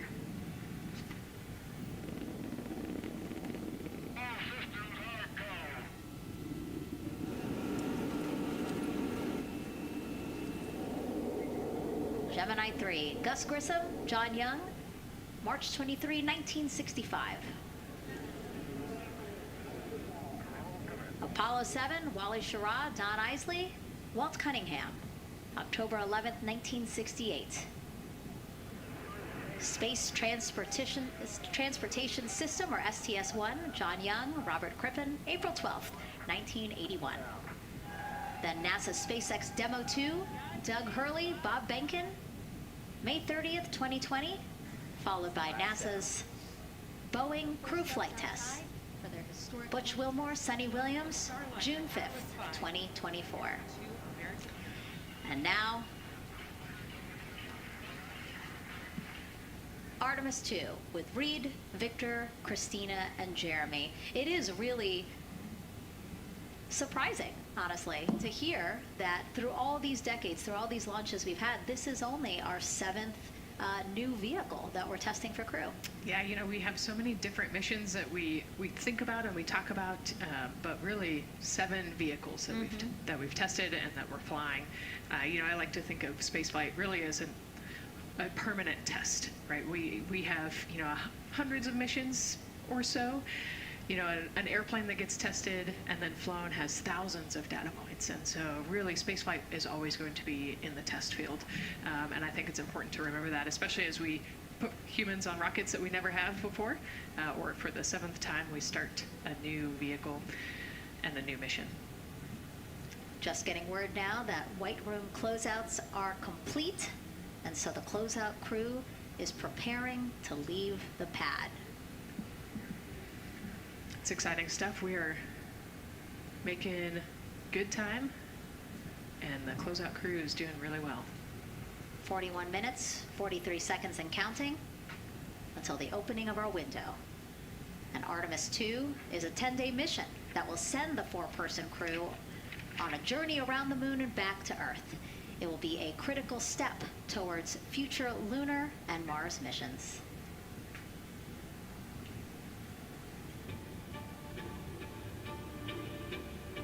We're going back to the moon because it's the next step in our journey to Mars. We need to go explore the moon. There's vast regions of unexplored areas with the coldest, darkest places in our solar system. This is a test mission, and when we get off the planet, we might come right back home. We might spend 3 or 4 days around Earth. We might go to the moon. That's where we want to go, but it is a test mission, and we are ready for every scenario as we ride this amazing space launch system and the Orion spacecraft. But another reason we're going back to the moon is to fulfill NASA's mission, which is to explore the unknown in air and space, to innovate for the benefit of humanity, and to inspire the world through discovery. And when we succeed and when we accomplish the things that we set out to accomplish, that inspiration not only can set up new things to happen, but it also is a reminder in tough times that we're capable of doing great things when we work together. The thing I love about the moon is that it's not just a beacon for exploration and this platform of possibilities for incredible missions like this, but it has benefits. That's actually why we're racing towards it. Those benefits are really wide in nature. You have everything from innovation, technology development, not only for future missions going deeper into the solar system, but technologies that come back to Earth. You have inspiration, a whole generation of people starting this pipeline of STEM workers and manufacturers and operators that are excited to see what you can do when you work hard and you come together as a team. When I think about the 4 of us flying around the far side of the moon, seeing that Earth rise, taking images and video and sending them back to you, the feeling that I have inside is hope. We know that Artemis II is not the solution for humanity on planet Earth, but it is a contribution in the positive column. We hope that just for a moment that people will pause and say, wow, it's extraordinary when you look back upon the Earth with over 8 billion people, and you see this concrete example of what humanity can do, this extraordinary thing when we set big goals and CDR NTD to achieve.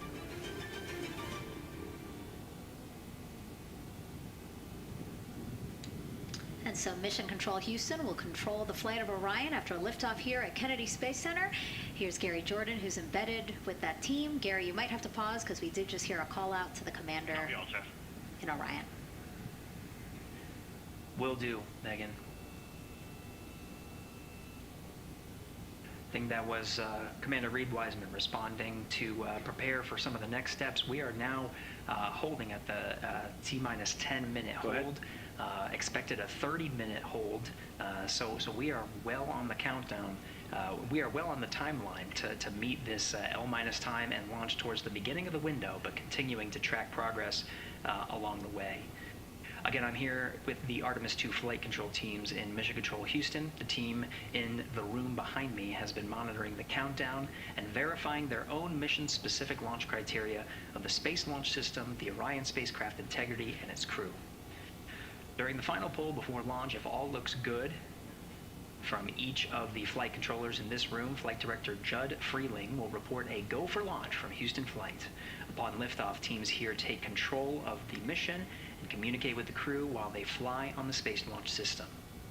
This phase of flight is highly dynamic, and each console position has a dedicated and important role of looking after critical systems. You'll hear calls from Capcom and NASA astronaut Stan Love in this room to the Artemis II crew as milestones are reached during the more than 8 minutes of powered flight on the core stage. Liftoff and ascent are just the beginning. This room will be staffed around the clock over the next 10 days to oversee every moment of the mission through splashdown. Here from the Johnson Space Center, we'll be streaming the mission live 24/7 so anyone can follow the crew's journey, take peeks inside the spacecraft, and share the experience of a lunar flyby with astronauts looking down at the moon's surface. Teams here have been rehearsing tirelessly in simulations to throw every conceivable and inconceivable scenario their way. We are ready and eager to begin the Artemis II mission. Still milestones to come as we continue the countdown, but we'll be right back with you during the ascent phase of today's flight. With that, Megan, I will send it back over to you at the Space Coast. So much, Gary. Under 37 minutes until the opening of our 2-hour launch window, 6:24 p.m. Eastern. I've never been more excited for a time. But why don't we send it back over to Megan Carter with the moon board to learn more about what happens after ascent. Absolutely. I am definitely also getting excited. Things feel like they're starting to pick up a little pace here.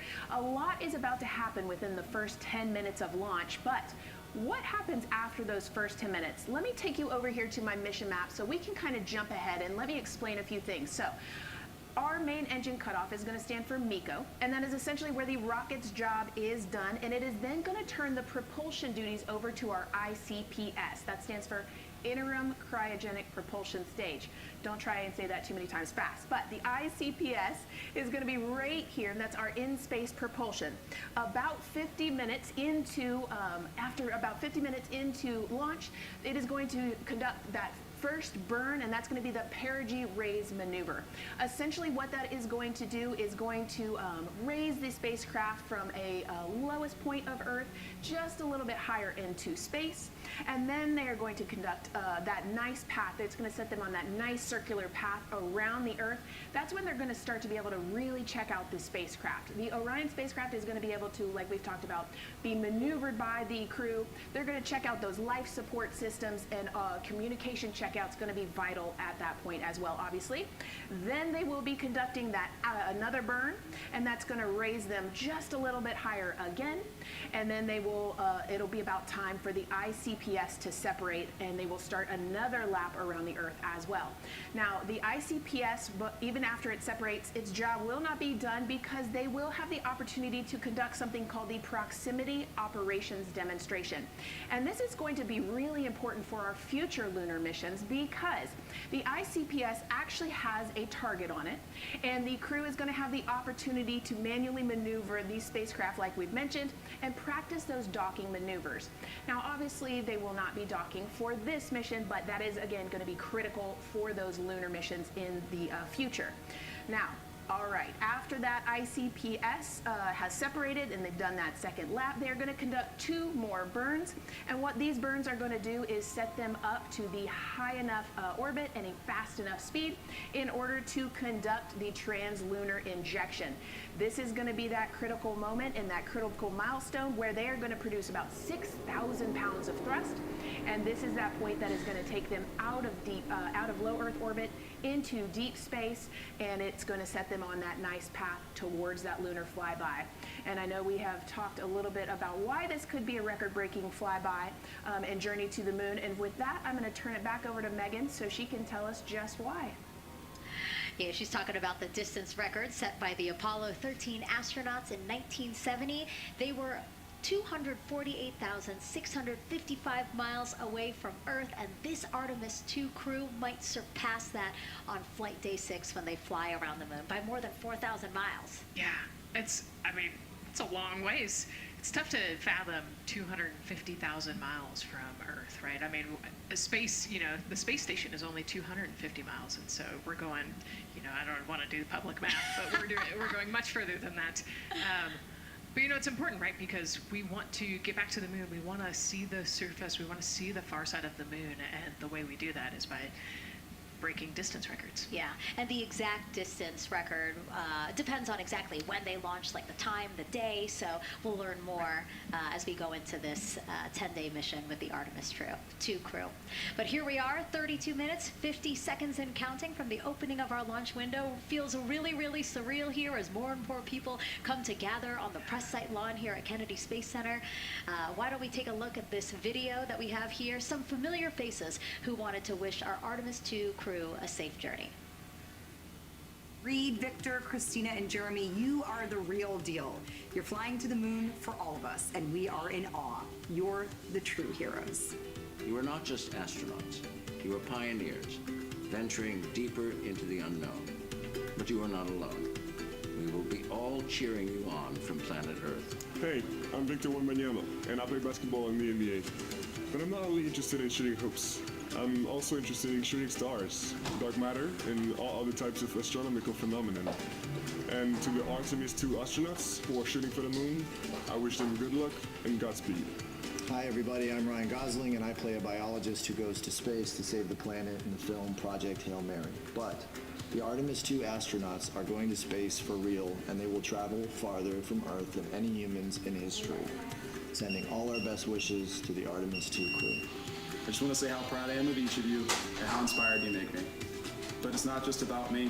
Your mission is going to inspire future generations of scientists, engineers, athletes, and dreamers to do something that they never thought possible. Hey, it's Roy Wood Jr., and I want to wish the Artemis II crew a happy and safe journey to the moon, well, around the moon, to go around. I know what you're doing. You got to look for a parking space. This is to go around the moon, make sure it's somewhere to park, and then you park journey. Good luck. It's actually a really good way to explain what how this mission builds. Again, we are hoping to land astronauts on the surface of the moon in maybe 2 years. So yes, we are looking around the moon on this lunar flyby mission to see where we might park. Thank you, Roy Wood Jr. Okay, and as we look at this live view of the rocket on the pad, there is a spectacular place here at Kennedy Space Center to watch launch from, and that's the Banana Creek viewing area. Why don't we go back there where the crowd is excited, and Leah has the best assignment ever talking to people who are super excited about being here for Artemis II. Oh my gosh, Megan, you talk about the excitement being palpable. I'm telling you, everybody here on pins and needles as we get just about half an hour away from launch. I've been walking around talking to people, and I'm just struck again and again by how many people are here from across the agency. I want to introduce you to just a small portion of the people across NASA who have been supporting this mission. Patty Ortiz, NASA Armstrong Flight Research Center, Orion Program. Orion. Kathy Graves, Glenn Research Center, Office of STEM Engagement. Here we go. David Alexander, NASA Glenn Research Center, Office of STEM Engagement. Jennifer Vasella, Johnson Space Center, the Office of STEM Engagement. Here we go. Right back here. Where are you from? I'm from NASA Glenn Research Center, Joseph Panakitis. Joseph, here we go. Wes Furman from APL. Maria Arredondo from Headquarters, Next Gen STEM. Mark Robinson, Stennis Space Center, Commercial Space. Amira Flores, Armstrong, Office of the STEM Engagement. Molly Kearns, NASA Glenn, Space Communications and Navigation. Matthew Pierce, Goddard Institute for Space Studies in New York City. There we go, and right over here. Lauren Ring, Ames Research Center, Data Integration. So we're coming together, we're one big NASA team, one big NASA family, and we have one major message before we launch tonight. Okay guys, what are we gonna say? 1, 2, 3, go!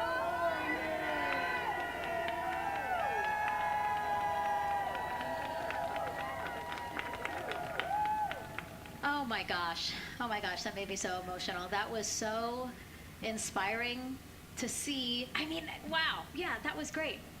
I mean, just to hear everybody say their position, what they're doing to support this mission is amazing, and I'm sure this was something that really rang true and resonated with NASA's Administrator Reid Wiseman, again, to see the workforce come together to do the work and then to be here for launch. So why don't we actually go over to him now with our Jasmine Hopkins at one of our other viewing locations. All right, Megan, thank you so much. The energy here on the balcony is honestly becoming electric as we get so close to launch, and now we are thrilled to welcome NASA Administrator Reid Wiseman.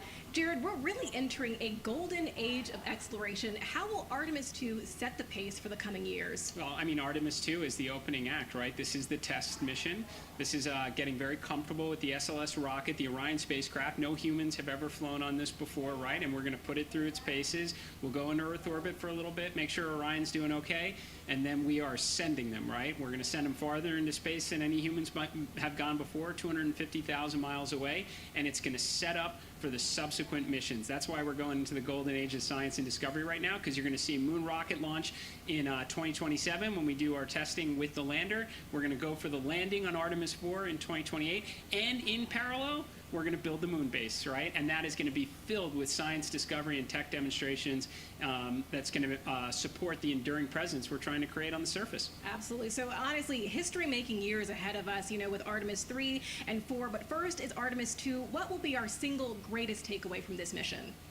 Well, I'll tell you, I mean, after ignition, to me, the moment that I'm going to be most excited for is splashdown. There's no question about that. Good shoots coming down off the West Coast. But look, I think the takeaway from this is gaining extreme comfort in the Orion spacecraft, right? I mean, this is very different than what we've done for more than a half century, right? I mean, the velocities that spacecraft is going to re-enter at, it's going to be new territory for us. We want to get our arms around that completely. So I would say the performance of SLS plus Orion is everything on this one. We want to make sure we do it in as a safe way as we possibly can, understanding what we are undertaking right here.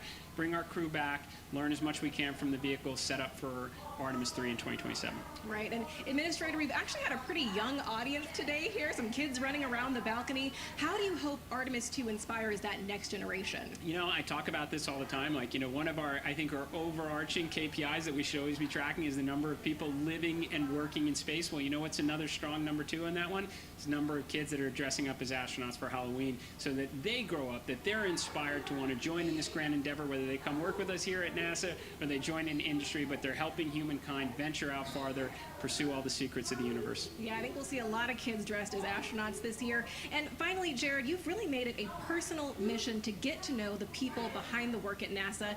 Do you have any final thoughts, any final words before today's history-making launch? Yeah, well, one, I want to express a lot of appreciation. I'll tell you what, the 4 astronauts on top of Artemis II know this. It takes an army to pull a mission together like this, right? Across all 10 of our centers, all of our commercial partners, the international partners that come together to make this possible. My sincere appreciation for everyone who is currently working the mission right now, so getting them ready for launch, that will be watching over them in mission control, recovering this crew when they splash down off the West Coast. I have complete trust and confidence in your abilities, and everybody else who's not directly working on Artemis II.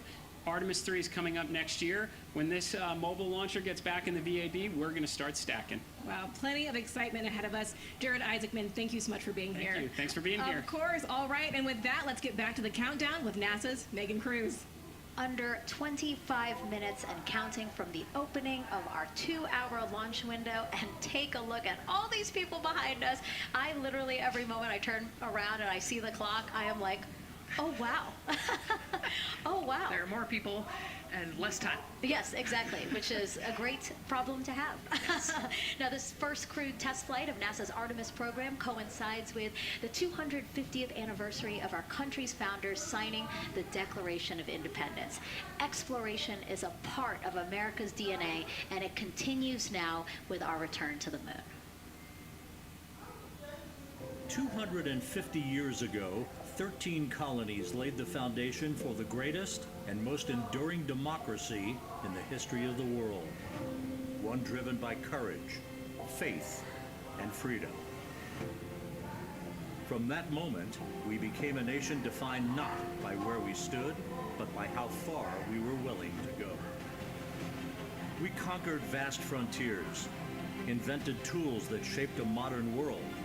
We found light in the dark, and we rose from the earth.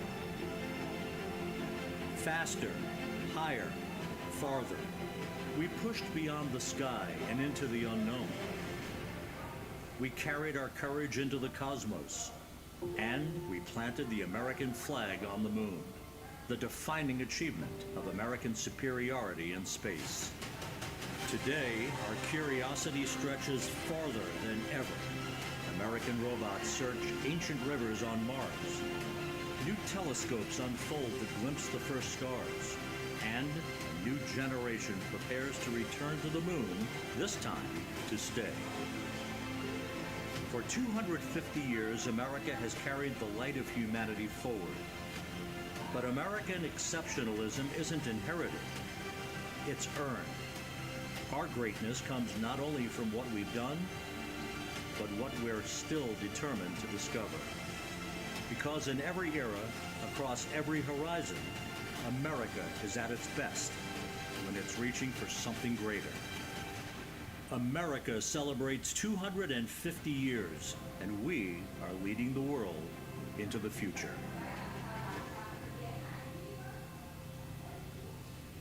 22 minutes, 15 seconds and counting from Artemis II, NASA's boldest test flight in a generation. The crew has said this often, that they hope it inspires children around the world, and recently a group of kids here at Kennedy Space Center got a surprise of a lifetime while watching that rocket roll to the launch pad.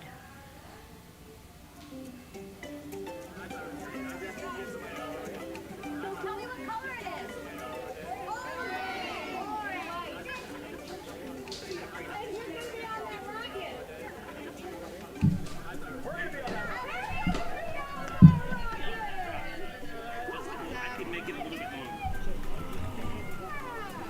Did you see it?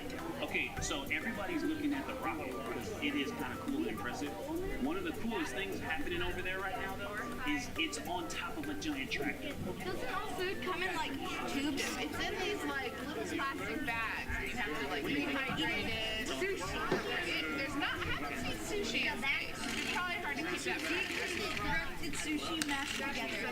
My favorite part was this one little girl, she had a question. She had patiently held her hand for a long time, and Christina turns to her and says, okay, what's your question? She just goes, I forgot. It was like, that's a perfect little kid moment. I just like, wait, are you my mother's cats too, astronauts? Say that again? Never mind. It is really hard to say. Go Artemis! These two? Yeah. Yeah. There you go. I like your dabbing astronaut there. it's just so fun to see the enthusiasm, the energy, and a little bit of chaos. 3, 2, 1. That's so cute. I love kids and their excitement, and even just being real. Like I don't remember what I know. He goes, but I'm glad you're here. Now here we are, Space Center Houston. The crowd has exponentially grown throughout the day. We started showing you live shots from in there probably an hour ago, and now take a look at all the people there getting ready to witness history together. It's something really special to be able to witness something like this together. Yeah, we've heard from celebrities and officials and kids, and it's amazing. People from all around the world came here today to Florida to watch. So it's something. It's hard to put into words just how much support for this mission we're seeing today. And great news too. Remember, the team was tracking an issue with the launch Yes, ma'am, go abort ahead. system battery. They appear to have cleared that issue, so we are go for launch. Yes, it's exciting.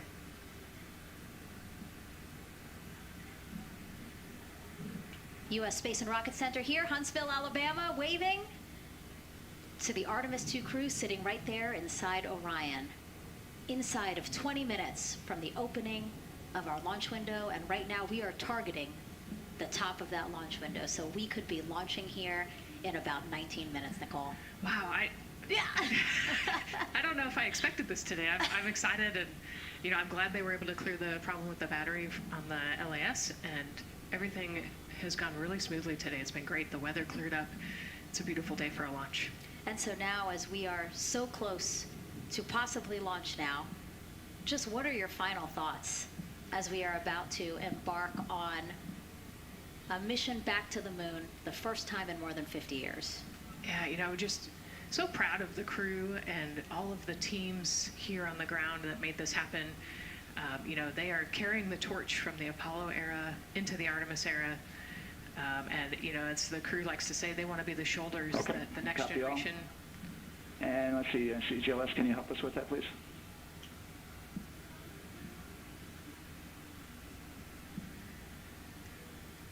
They want to be the crew wants to be the shoulders that the next generation can climb on. 001.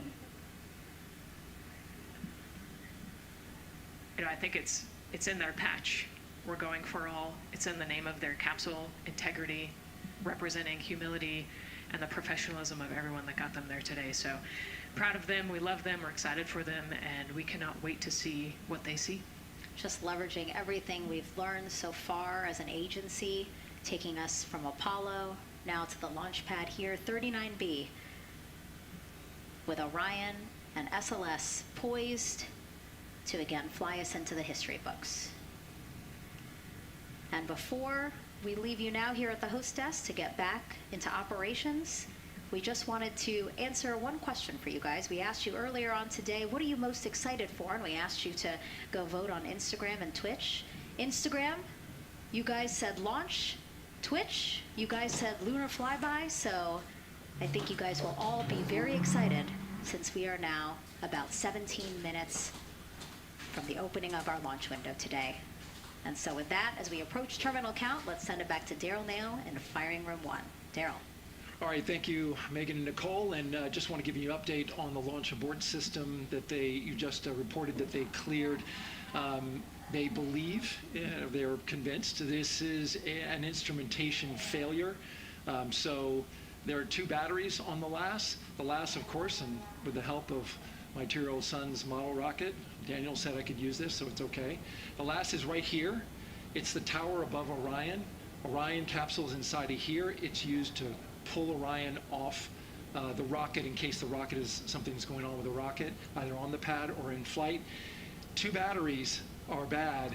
Well, I'm sorry, one of the 2 batteries reported an out-of-family temperature, and it was very much out of family.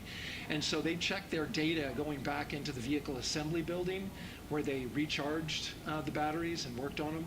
And they have good, solid data, they reported, that tells them that this is an instrumentation failure. There's something wrong with the sensor. And so they took it before the mission management team, which has to accept the risk, any changes to launch commit criteria, which this would be one, and they all fully accepted it. So now we are clear as far as that constraint is concerned. And one quick thing as we count down now, we are getting into the final minutes before liftoff. There's a 2-hour window. We haven't quite set the T0 yet, but this is a list of the cutouts. There are 150 cutouts that are included for this 2-hour launch window, and that's important. They're in very small print. That's important because there's basically 16 minutes inside this window that they cannot launch, and these are because of small things flying in orbit. There's a lot more things in orbit than there were back in Artemis I when we had 35 to 40 cutouts. For that reason, because of these 156 cutouts, they're going to be managing the launch window as we go forward. So they may have to wait out one of these cutouts. They range in time between 2 seconds to 23 seconds, but you'll hear the NASA test director talk through that. We're getting ready to merge that loop from NASA test director Jeff Spaulding.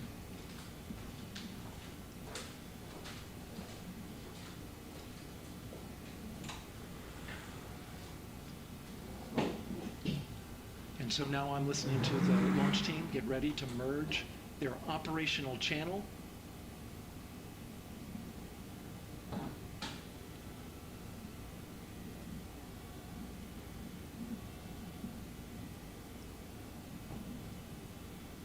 We're now entering one of the most consequential phases of launch day, and that's terminal count, final 10 minutes. And OTC, NTD on 212 for comm check. Good, com. Help me. I hear the same. STC?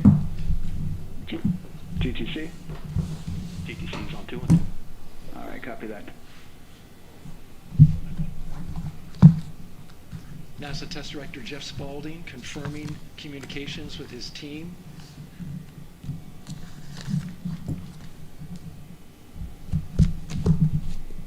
There will be 2 polls that we'll hear. One from Spaulding, the NASA Test Director, confirming the ground systems and the launch team are ready to proceed. At this point, we have a clear board,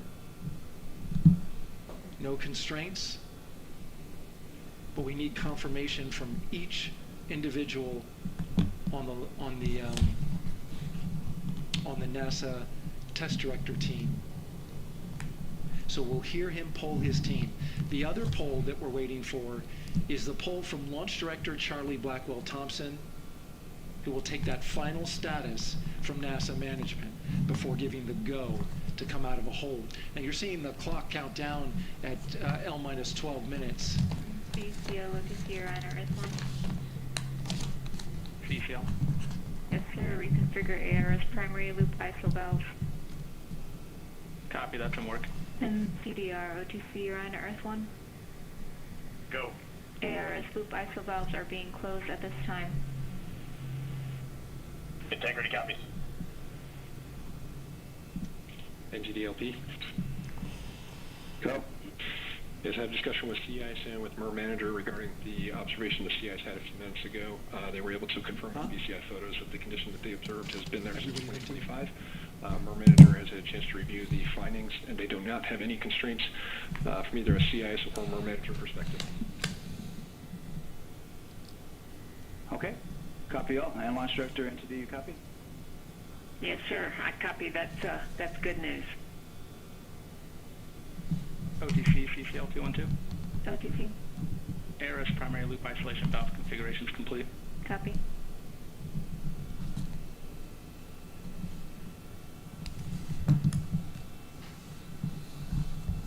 And CGLS, NTD, cancel pending, please. CLS copies, and that's complete.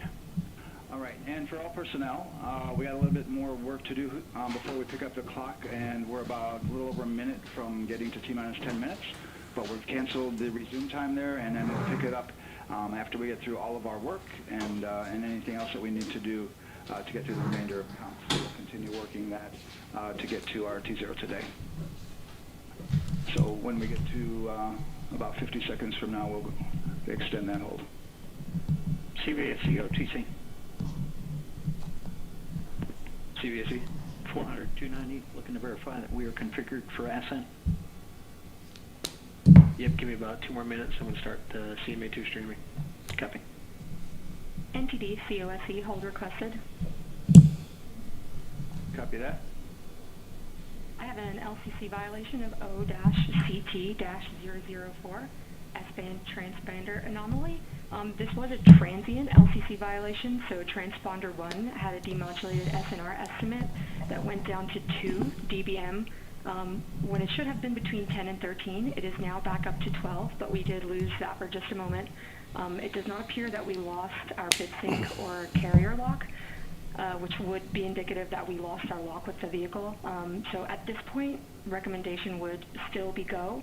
However, we do have a pre-planned contingency procedure if we want to look at that. But again, this is transient, so we're back in a nominal range. All right, let's see, LPE, NTD. Yeah, we're not seeing that hit, so I guess the question for COSE, was that less than 3 samples? Is that below our persistence? Stand by, let me look. It did look like it did persist for several seconds on mine, but let me take a look at the number of samples. Could I get a repeat on the affected LCC, please? Yes, ma'am, that's going to be O-CT-004. Thank you.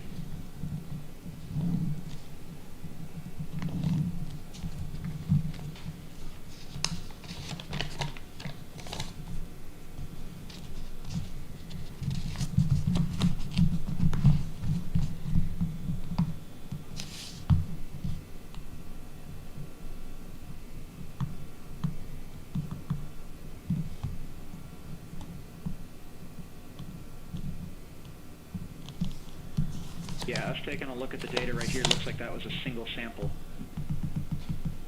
Yeah, copy that.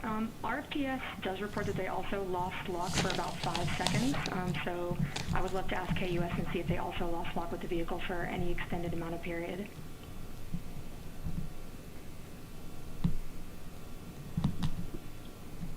And COSE, while we're doing that, these are 1/10 hertz measurements, correct? So we would have had to lose it for over 10 seconds to get a second sample? Yes, sir, that's correct. It is 1/10 hertz. Yeah, so from our perspective, the allowance is effectively up to 30 seconds, up to 3 samples based on the 1/10 hertz. This is not an LCC violation, I believe. Yes, sir, I would agree with that at this point. Copy that. We're checking with KUS on 232. I don't think they have 212 access. We're trying to verify, but it sounds like they have a loss of lock as well. About 2 seconds. Okay. And I guess for both KUS and COSE, do we have lock now? That's affirmed. We do have lock for COSE.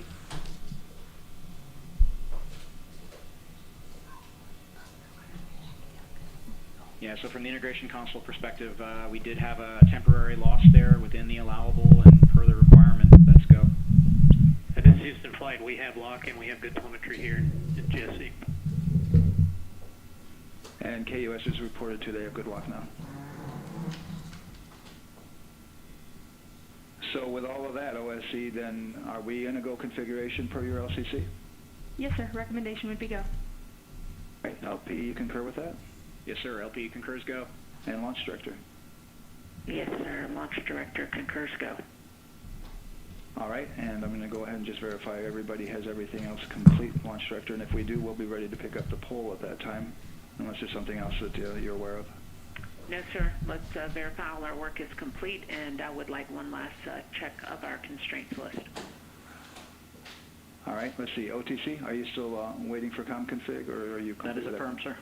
Okay, is that your only open item? Yeah, OTC, this is CBSC. That 400 step 290 is complete. Copy. Okay, so OTC, you're complete with all your work? That's affirmed. All right, copy that. STC? STC is complete. And GTC? GTC is complete. Okay, excellent. All right, and LPE, just want to verify we have no open constraints at this time. No open constraints. We have a clear board, sir. Okay, tracking the same here. And launch director, with that, we are clear and ready to pick up the launch readiness poll with your go. All right, sir. I am go for the poll. All right. And for all personnel, this is the NTD conducting the Artemis II launch readiness check. Verify ready to resume count and go for launch. OTC. GTC is go. STC. STC is go. GTC. C's go. MCO. CO is go.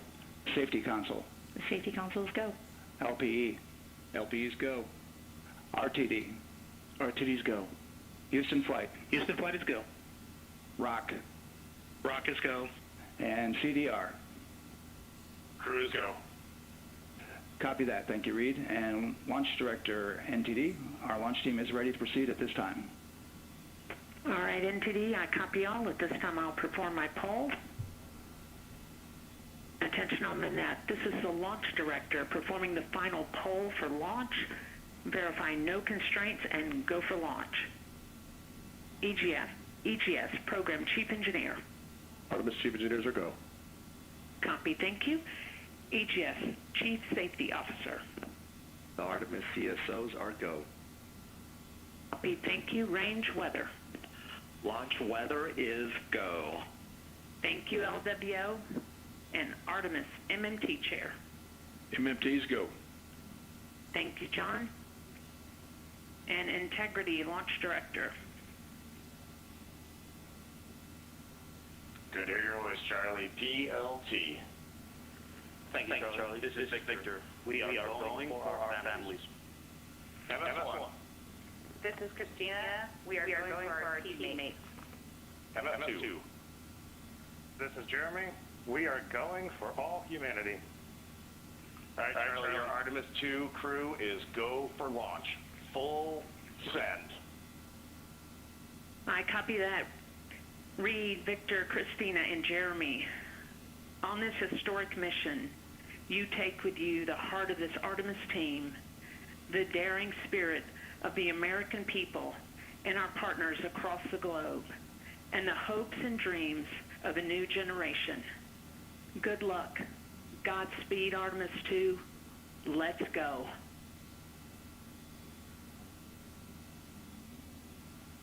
And into the launch director. Go ahead, Launch Director. Yes, sir. You have a go to proceed with countdown. Copy that. I'll put it in work. CDR NTD. Go. Figure risers and initiate short purge per your EPROC 10.1.1, steps 8 and 9. 10.1.1, 8, 9, going at work. Copy. CBSE NTD. Start and verify recordings of our Orion cameras. Copy. Okay. Well, there you heard it. RSR NTD. RSR. They're getting ready to start terminal count. Arm rotation enable at this time, please. It's currently at T-minus 10 minutes. Once we wrap up this last bit of work, SNA arm rotation enable complete. we're going to start that clock. Copy that. Thank you. Integrity crew, close and lock visors.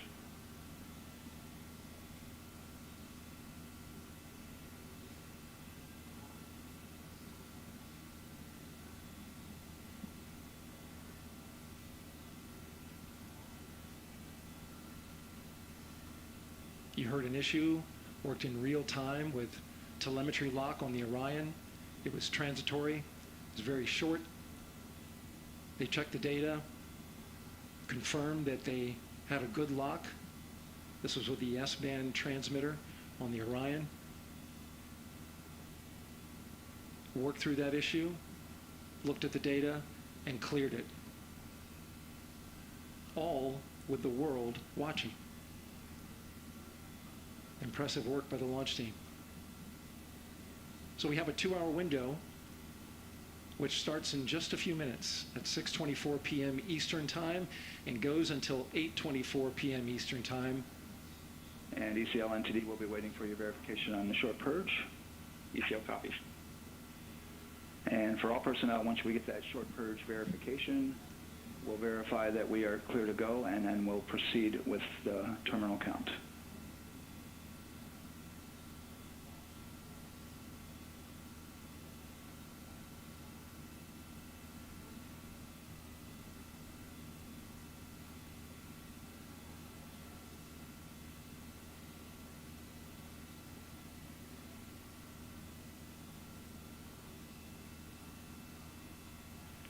ECL time estimate?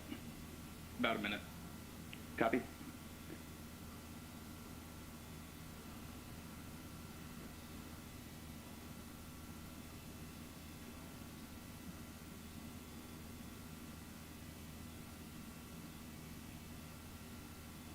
So we're going into the launch window, but not by much, it looks like. Just wrapping up some final work. And once that's completed, you'll hear NASA Test Director Jeff Spaulding ask for the ground launch sequencer operator to go ahead and start the clock. The ground launch sequencer is an application software. It runs on top of the launch control system in the firing room, acts like a conductor of an orchestra, executing hundreds of commands in precise order and timing. It's all autonomous. Entity CCL 212, short purge initiations verified. All right, copy that, and we're verifying our constraints.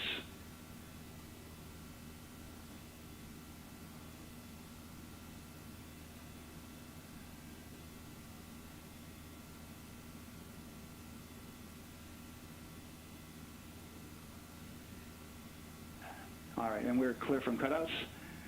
And with that, we're going to resume the clock momentarily. And CGLS, you can resume the clock on your mark. GLS copies. 3, 2, 1, mark. GLS mainline has been initiated. T-minus 10 minutes and counting.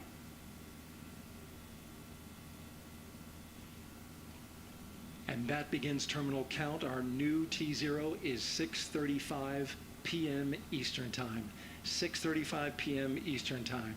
We are now counting down to liftoff of Artemis II.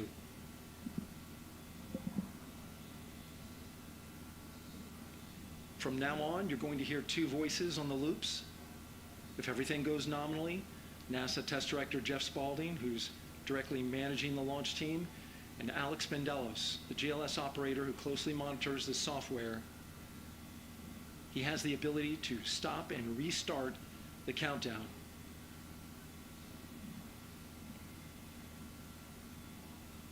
A lot of people ask about whether there's a launch button. There certainly is not. Flight and rock. Our new T0 is 22, 35, 12. Houston flight copies. Rock copies. 22, 35, 12. Affirm. There you heard confirmation of the exact T0, 6:35 and 12 seconds p.m. Eastern Time. Again, our T0 is 6:35 and 12 seconds p.m. Eastern Time. But as I was saying, there's no launch button. This is autonomous.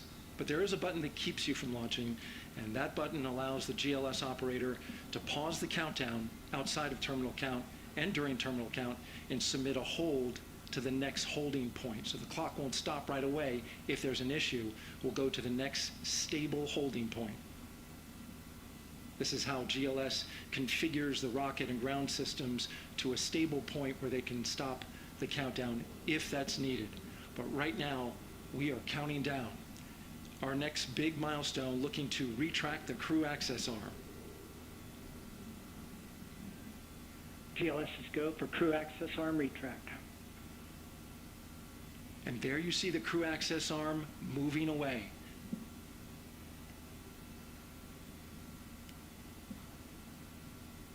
That's the path that the astronauts took to ingress into the rocket.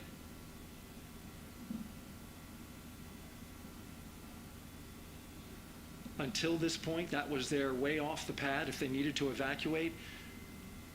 But now with that arm retracting, the backup transitions to a launch abort system. And they'll begin arming that shortly.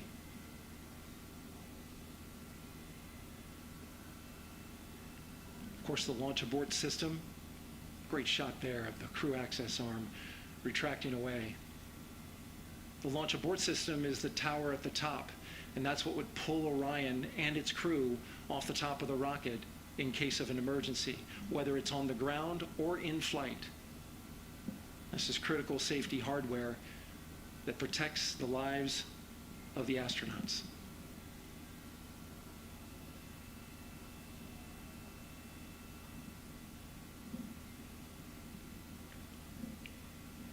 Starting at T-minus 6 minutes, the GLS will start bringing that and other high-energy systems online, starting with core stage pressurization.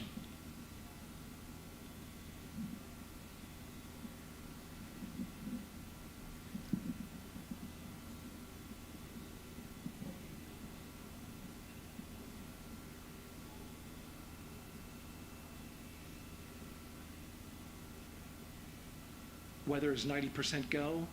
The range is go. All systems are go.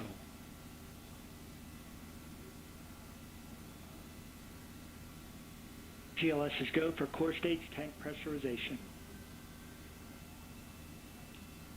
That means the replenish valve for the liquid hydrogen tank has now closed, and that tank is beginning to pressurize to flight levels because that hydrogen is naturally boiling inside the tank.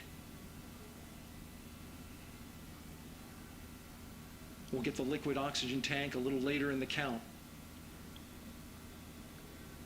Now the team is waiting for verification that, if needed, the Artemis II crew could use the launch abort system to pull Orion safely off the top of the rocket in an emergency. Let's listen in for that call.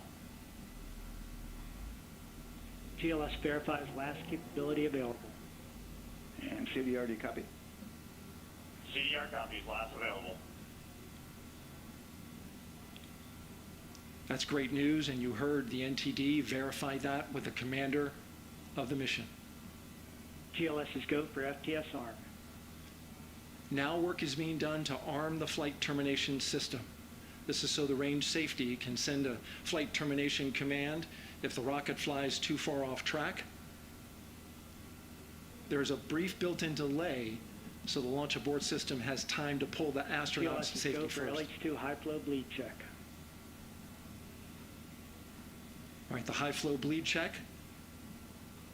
That's so the cryo team gets verification that the RS-25 engines, all 4 of them, are in the proper temperature range for launch.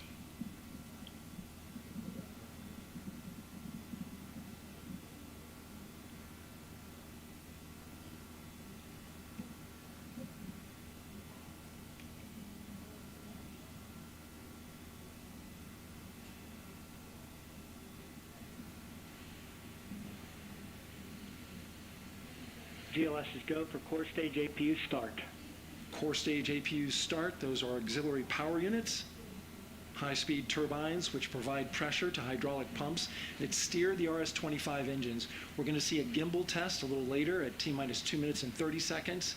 This is what allows that to happen.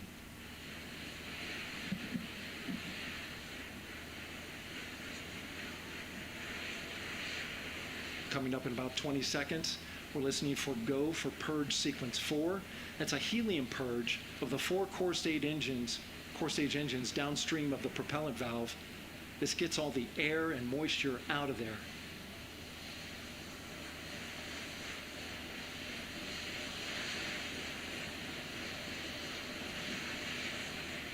GLS is go for purge sequence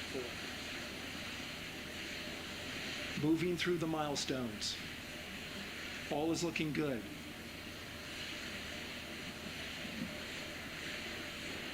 Coming up in just a few seconds, we're going to get that thrust vector control actuator test.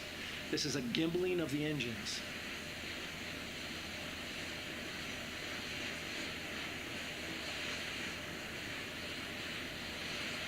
There are the 4 RS-25s, 3 of them shuttle heritage, 1 of them built from shuttle parts.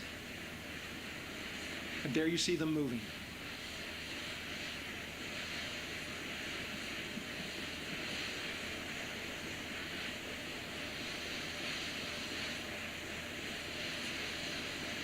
Now we're going to start moving the power from both the upper stage and the lower stage of the rocket to internal, taking ground power away and now going to battery power. GLS is go for upper stage to internal power. All right, power is removed from the rocket's upper stage, the ICPS, and it's been switched to battery. Same milestone for the lower core stage coming up at T-minus 1 minute and 30 seconds. Right now, the 4-person Artemis II crew is 248,000 miles away from the moon. And if all goes well, they will fly by it in 6 days. GLS is go for core stage to internal power. All right, there's the rocket's core stage, which houses 3 flight computers, is now on its own power. There's no more hold time because there's no more margin on these batteries. So we would have to recycle back to T-minus 10 to recharge if we had a hold.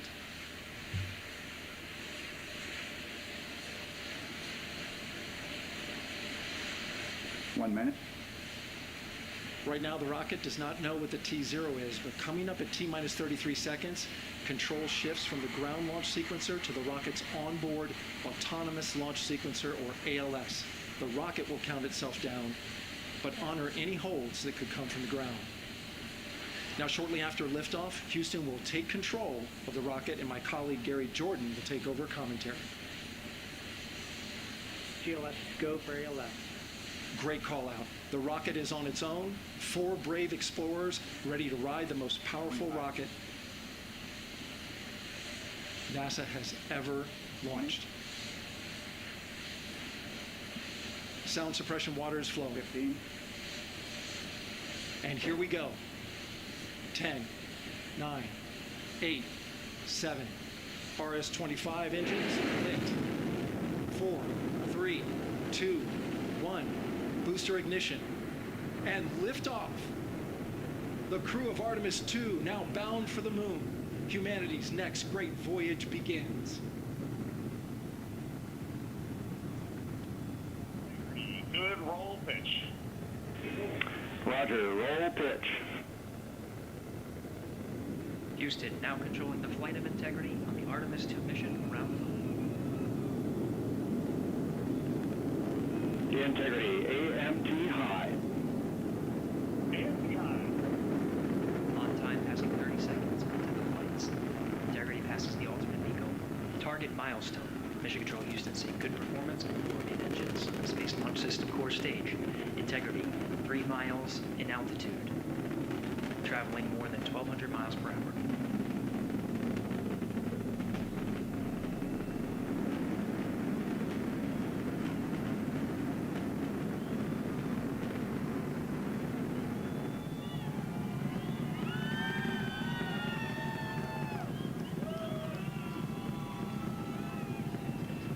Mission elapsed time, passing 1 minute, approaching max Q. On, Ponce de Leon. Stan, we have you loud and clear on Ponce de Leon. Have you the same? Communication signal transport confirmed as Integrity and its crew go supersonic. Approaching 90 seconds into the Artemis II mission. Integrity is 14 miles in altitude, 8 miles downrange, traveling more than 2,600 miles per hour.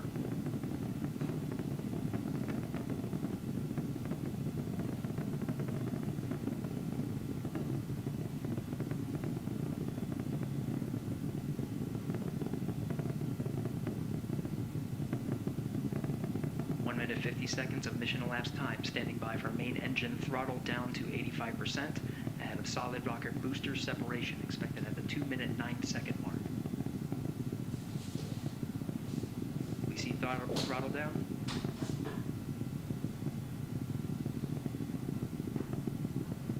Confirmed separation. Main engine's throttling up, guidance converged.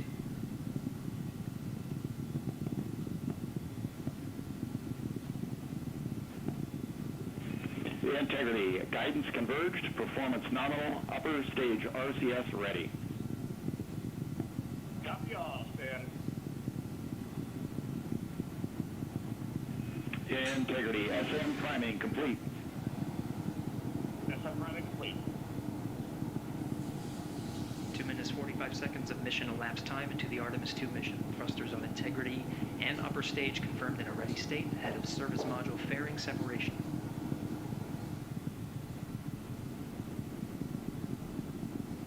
3 minutes into the flight. Integrity, 49 miles in altitude, 78 miles downrange, now passing 5,000 miles per hour.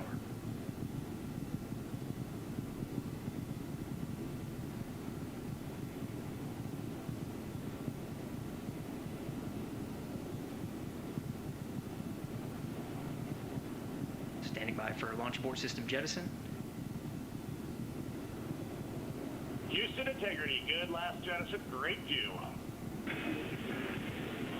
Copy jettison, Team Eco 8+02.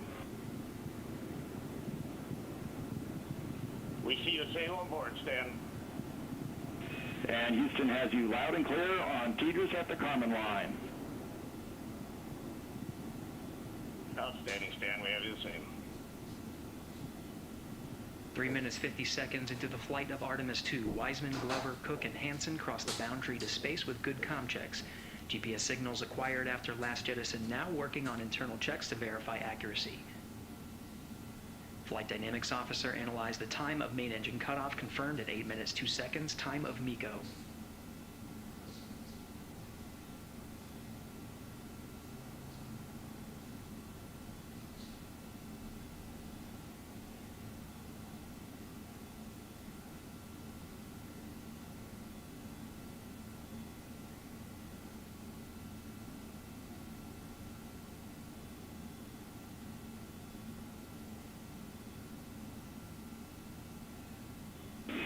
Integrity, GPS processing.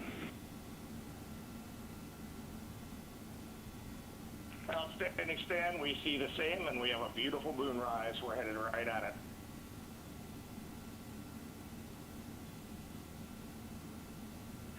Approaching 5 minutes into the flight, Commander Reid Wiseman confirms he has visuals of his destination. GPS guidance, navigation, and control software finishes internal checks and sends to navigation channels. Integrity, 3 engine press. 3 engine press. On time, now passing 5 minutes 20 seconds of mission elapsed time into the Artemis II mission. At this point, 3 good main engines are all that's needed to carry Integrity to a nominal main engine cutoff target. Though at this time, we're seeing 4 good engines here in Mission Control Houston. Integrity, 75 miles in altitude, 330 miles downrange, approaching 10,000 miles per hour.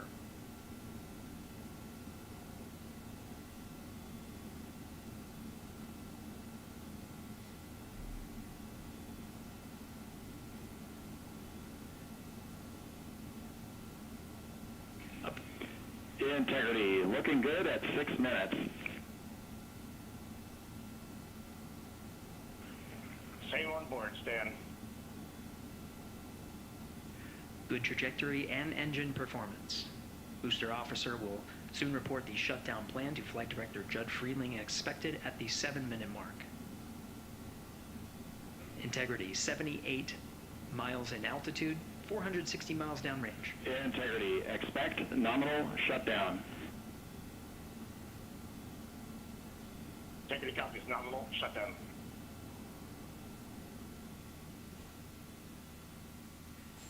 Six minutes 40 seconds of mission elapsed time. Shutdown plan is as expected. Again, the time of MECO was confirmed at 8 minutes 2 seconds into the flight.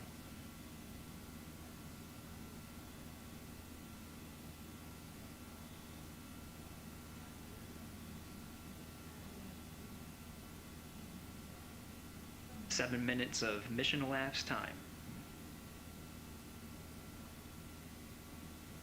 Throttling down as we approach the abort once around option. Milestone at the 7-minute 30-second mark. Now 84 miles in altitude, 650 miles downrange, traveling more than 15,000 miles per hour. Integrity, AOA open. AOA open. The window is now open for an abort once around option that would target splashdown in the Pacific Ocean. Still following nominal ascent at this time.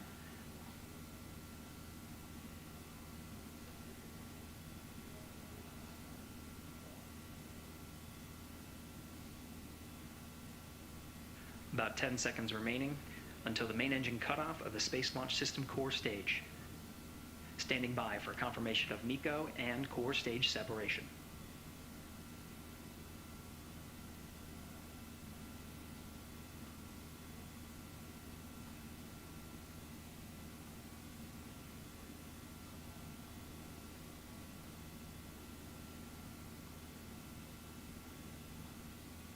Integrity and nominal MECO, core stage separated.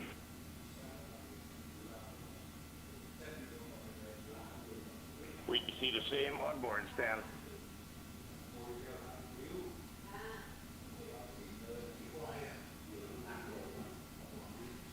Eight minutes 40 seconds into the flight, we have a nominal main engine cutoff heading in the right trajectory on the way to swing around the moon. core stage has separated, done its job. The Space Launch System upper stage, the interim cryogenic propulsion stage, or ICPS, still attached to the Orion spacecraft.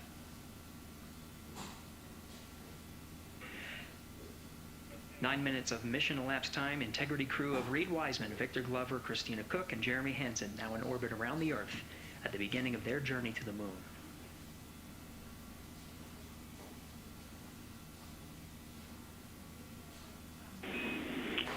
Integrity Houston, looking ahead to PRM numbers so far per the pad.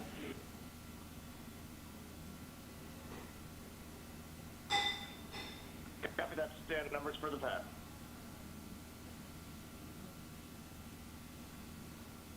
Capcom Stan Loves now reminding the crew that the perigee raise maneuver time of ignition is as expected prior to booster ignition.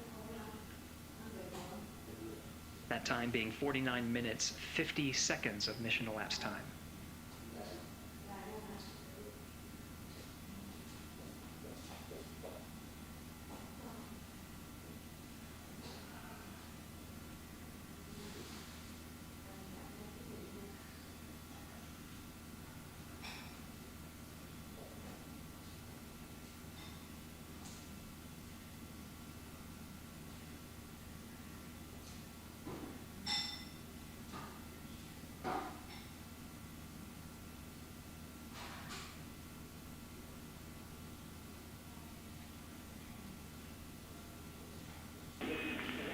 Integrity, good. Neds deploy.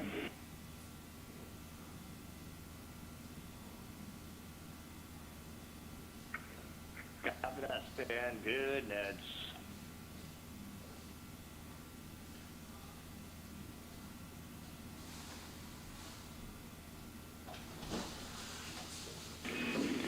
And Integrity Houston for PWD setup. Just a reminder, halfway open on the secondary. We copy that, Stan. Halfway open.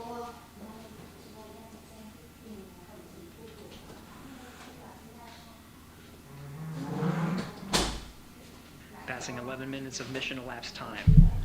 Here, overhearing the conversation between Capcom Stan Love and Commander Reid Wiseman. Already passing some milestones. We have a good nozzle extension deployment system. That is confirmed. Complete. We also have the visors are confirmed up. Now past the dynamic phase of flight, that is ascent. Their launch and entry suits that provided them an extra layer of protection. Now not as needed. They're going to raise those visors.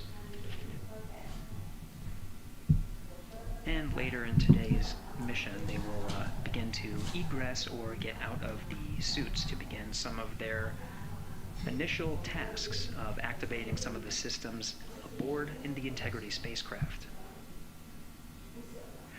It's passing 12 minutes of mission elapsed time. Again, the perigee raise maneuver that's targeted near 50 minutes of mission elapsed time, 49 minutes, 50 seconds. That's what the crew is going to be working towards. The Commander Reid Wiseman, pilot Victor Glover will focus on preparing for that milestone. In the meantime, mission specialist Christina Koch and Jeremy Hansen will start some of the activation of environmental control life support systems. You may hear confirmation of their activation over the Orion to Earth communication network.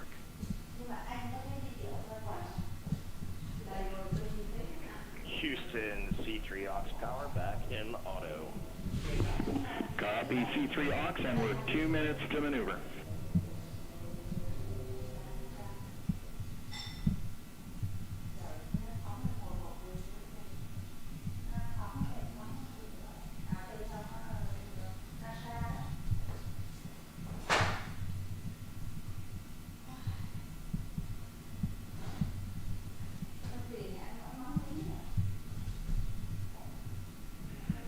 Minutes and 30 seconds of mission elapsed time. We're going to continue to follow the crew of the Artemis II mission. They are beginning their journey around the moon to verify the systems that will take us to its surface. An incredible ascent. Artemis II is underway. Reid Wiseman, Victor Glover, Christina, Koch, and Jeremy Hansen begin their journey to the moon. Still milestones to come up as we await solar array deploy and the critical burns that will get integrity into high Earth orbit around the Earth before engines are fired to get us around the moon. We'll keep tabs on integrity and its crew from here in Mission Control Houston. But for now, we're going to send it back to you, Megan and Nicole at the Kennedy Space Center. Very jealous to hear how the launch experience was over on the Space Coast. Yeah, Gary, if people are just joining us, welcome back to the Space Coast, where we just saw Artemis II lift off 14 minutes ago. And wow, what an amazing launch, and an emotional one too. As soon as the rocket lifted off, Nicole, you had tears in your eyes, I had tears in my eyes, and we had all these people around us cheering. It was amazing. Yeah, the energy was wonderful. I mean, it was a beautiful launch.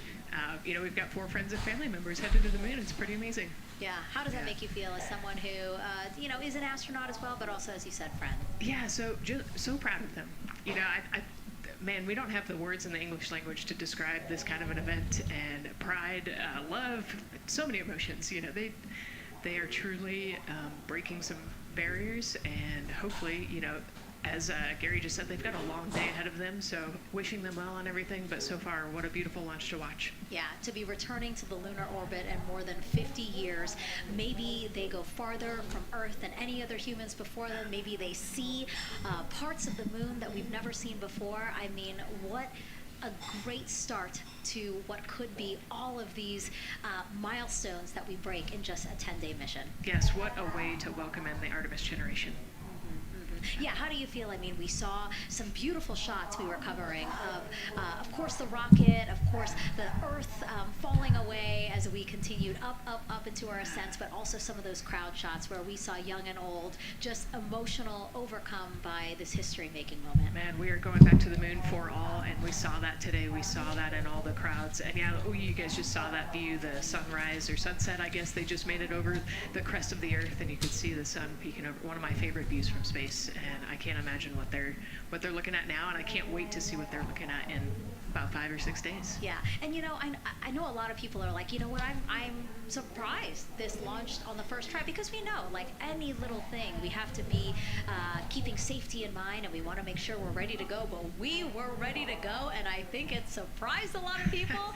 What a wonderful surprise on this Wednesday evening. It did, you know, and it kind of surprised me as well, but you know, it's just a testament to the team here that has been working so hard on Artemis. You know, Artemis 1, we learned a ton of lessons. We learned a ton from the wet dress for Artemis 2. We were able to go in, fix those things. We even had a couple mishaps today, not mishaps, but a couple, you know, anomalies today that the team creatively came up with solutions for. It's just a testament to the teamwork that gets us to the moon. And so we can continue to watch Christina, Reid, Victor, and Jeremy on their way now to the moon in Earth's orbit and awaiting the next in-flight milestones, deploying Orion's solar arrays. So why don't we get back in with Mission Control and Gary. Hey, thank you, Megan. Again, we're following along in the action. It is a long day. They have a number of procedures they need to get to immediately in their timeline. And Integrity Houston, cross-tie is on board per the FCDM. We copy Houston, thank you.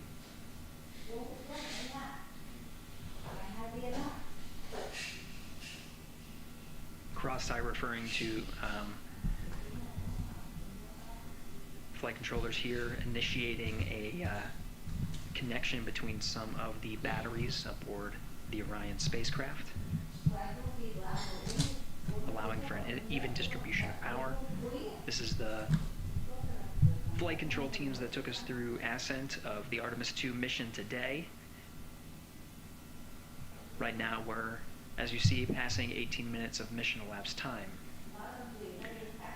The Orion spacecraft integrity and the in-rim cryogenic propulsion system are maneuvering tail to sun. It is in this orientation, this attitude. Integrity anywhere when that momentary propulsion.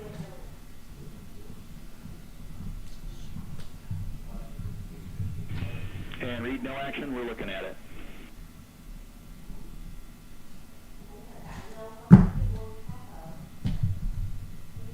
Commander Reid Wiseman verifying what is being routed to his displays. Aboard integrity. Propulsion engineer confirming that no action is needed at this time. They're pressing through with their nominal procedures to prepare for the perigee raise maneuver. And of course the solar array wing deploy ahead of that. The solar wing deploy is a critical milestone. We'll continue to have our coverage follow the mission until that deployment.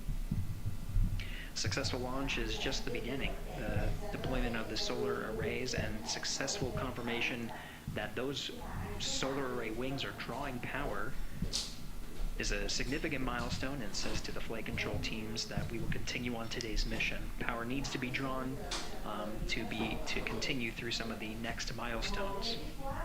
Until then, the AOA open option that was called up upon ascent, the aboard once around, is the current option, and the board to orbit option ATO will be switched to a preferred mode at the time that the solar array wings are deployed and latched.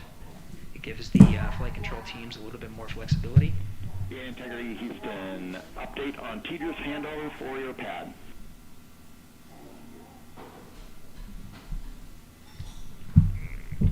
Give us just 1 minute. And Stan, you can read it like it's ready to copy. Roger. Tedra's handover east to west expected 1 second earlier at 5:1 minutes 26 seconds.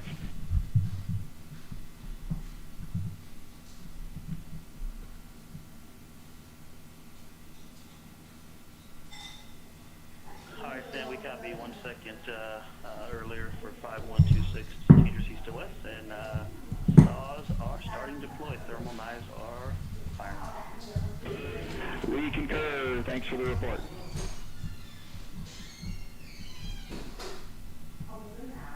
Readback of the reports that you just heard on the Orion to Earth network. Integrity has maneuvered tail to sun. The RL-10 nozzle on the end of the ICPS is pointed towards the sun. The solar array deployment sequence has begun. With the deployment confirmed, it'll be several minutes until they are what is called in a latched position. Once they are latched and confirmed to be drawing power, they can switch the mode to ATO and continue along the mission. The teacher's handover at the pad, that message meant the crew was provided some preliminary numbers of when to expect handovers between the tracking and data relay satellites. Currently orbiting Earth at an altitude of 545 statute miles above the Earth, they are in a near-Earth network communication system. The tracking and data relay satellites, geosynchronous satellites that are stationed about 23,000 miles above the Earth. After the apogee raise burn that occurs later today, the burn itself will put them in an altitude that surpasses the range of the tracking and data relay satellites, and they will transition to the deep space network today. And Integrity, for prop messages, we see 2 temperature measurements right near the line. It's a momentary message you saw earlier. We're going to suppress those. It's CM helium heater 2 T1 and heater 1 T1. They're going suppressed. Integrity, thank you. We see the same.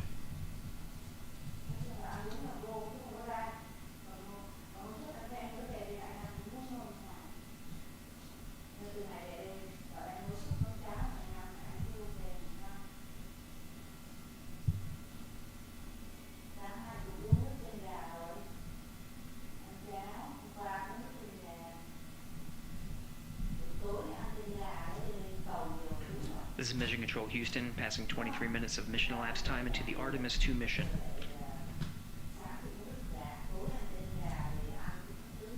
This is after a launch that began at 5:35 and 12 seconds Central Time, 6:35 and 12 seconds PM Eastern Time.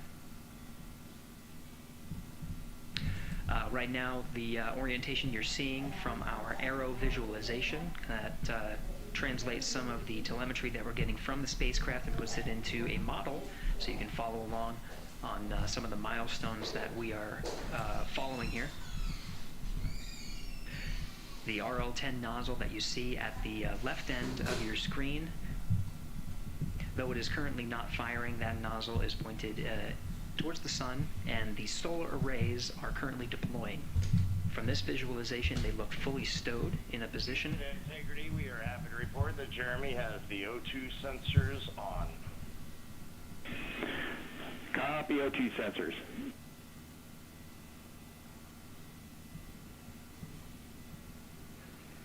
Again, Commander Reid Wiseman and pilot Victor Glover overseeing the deployment of the solar arrays. And we'll follow the attitude maneuver changes ahead of the first burn of the ICPS engine, the perigee raise maneuver. Integrity Houston, we see 4 saws deployed and latched, ready for ATO preferred. Yeah, we're almost there in the procedure stand, and we see the same thing. And Integrity Houston, we are seeing a 7-second miscompare between the MET on Orion and ICPS. We'd like you to read us the MET from your center status bar and for the ICPS on StackSum.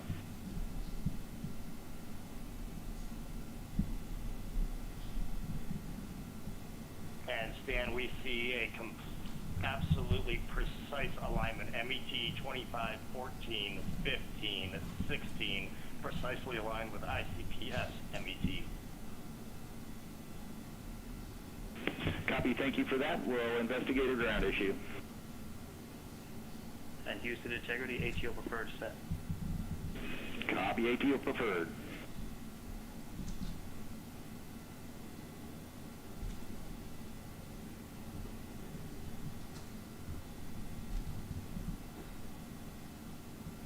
This is Mission Control Houston, 25 minutes, 45 seconds into the flight of Artemis II. We have confirmation that all 4 solar array wings are deployed and latched. This is the configuration needed to switch to ATO preferred, which you did hear confirmed from pilot Victor Glover. That mode has been switched. There's also a discussion with Capcom Stan Love and Commander Reid Wiseman about the alignment of the MET clocks on the Orion spacecraft and the ICPS. Commander Reid Wiseman confirmed the clocks are in sync, no issues, they're going to investigate it on the ground. We're proceeding with today's mission. 26 minutes of mission elapsed time and counting.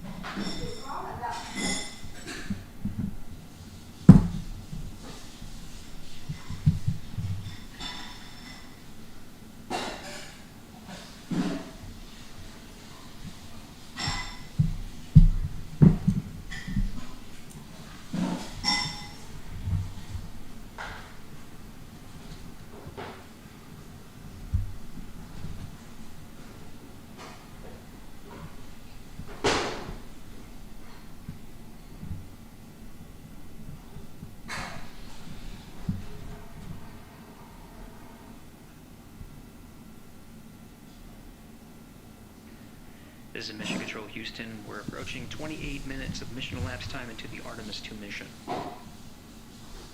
At this point, we've had a successful liftoff from the pad at 5:35 p.m. and 12 seconds p.m. Central Time, 6:35 and 12 seconds p.m. Eastern Time. We've had a good main engine cutoff, 4-stage separation, and a good trajectory to begin today's mission. Right now the spacecraft has maneuvered tail to sun.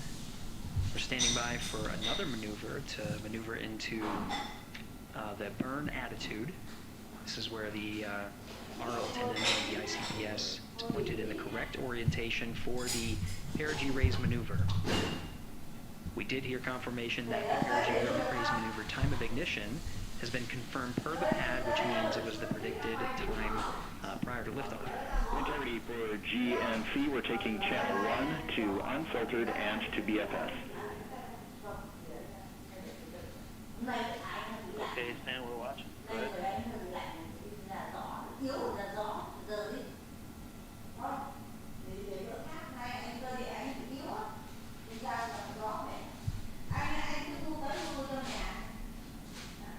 Captain Stanley reading up to the crew of Integrity.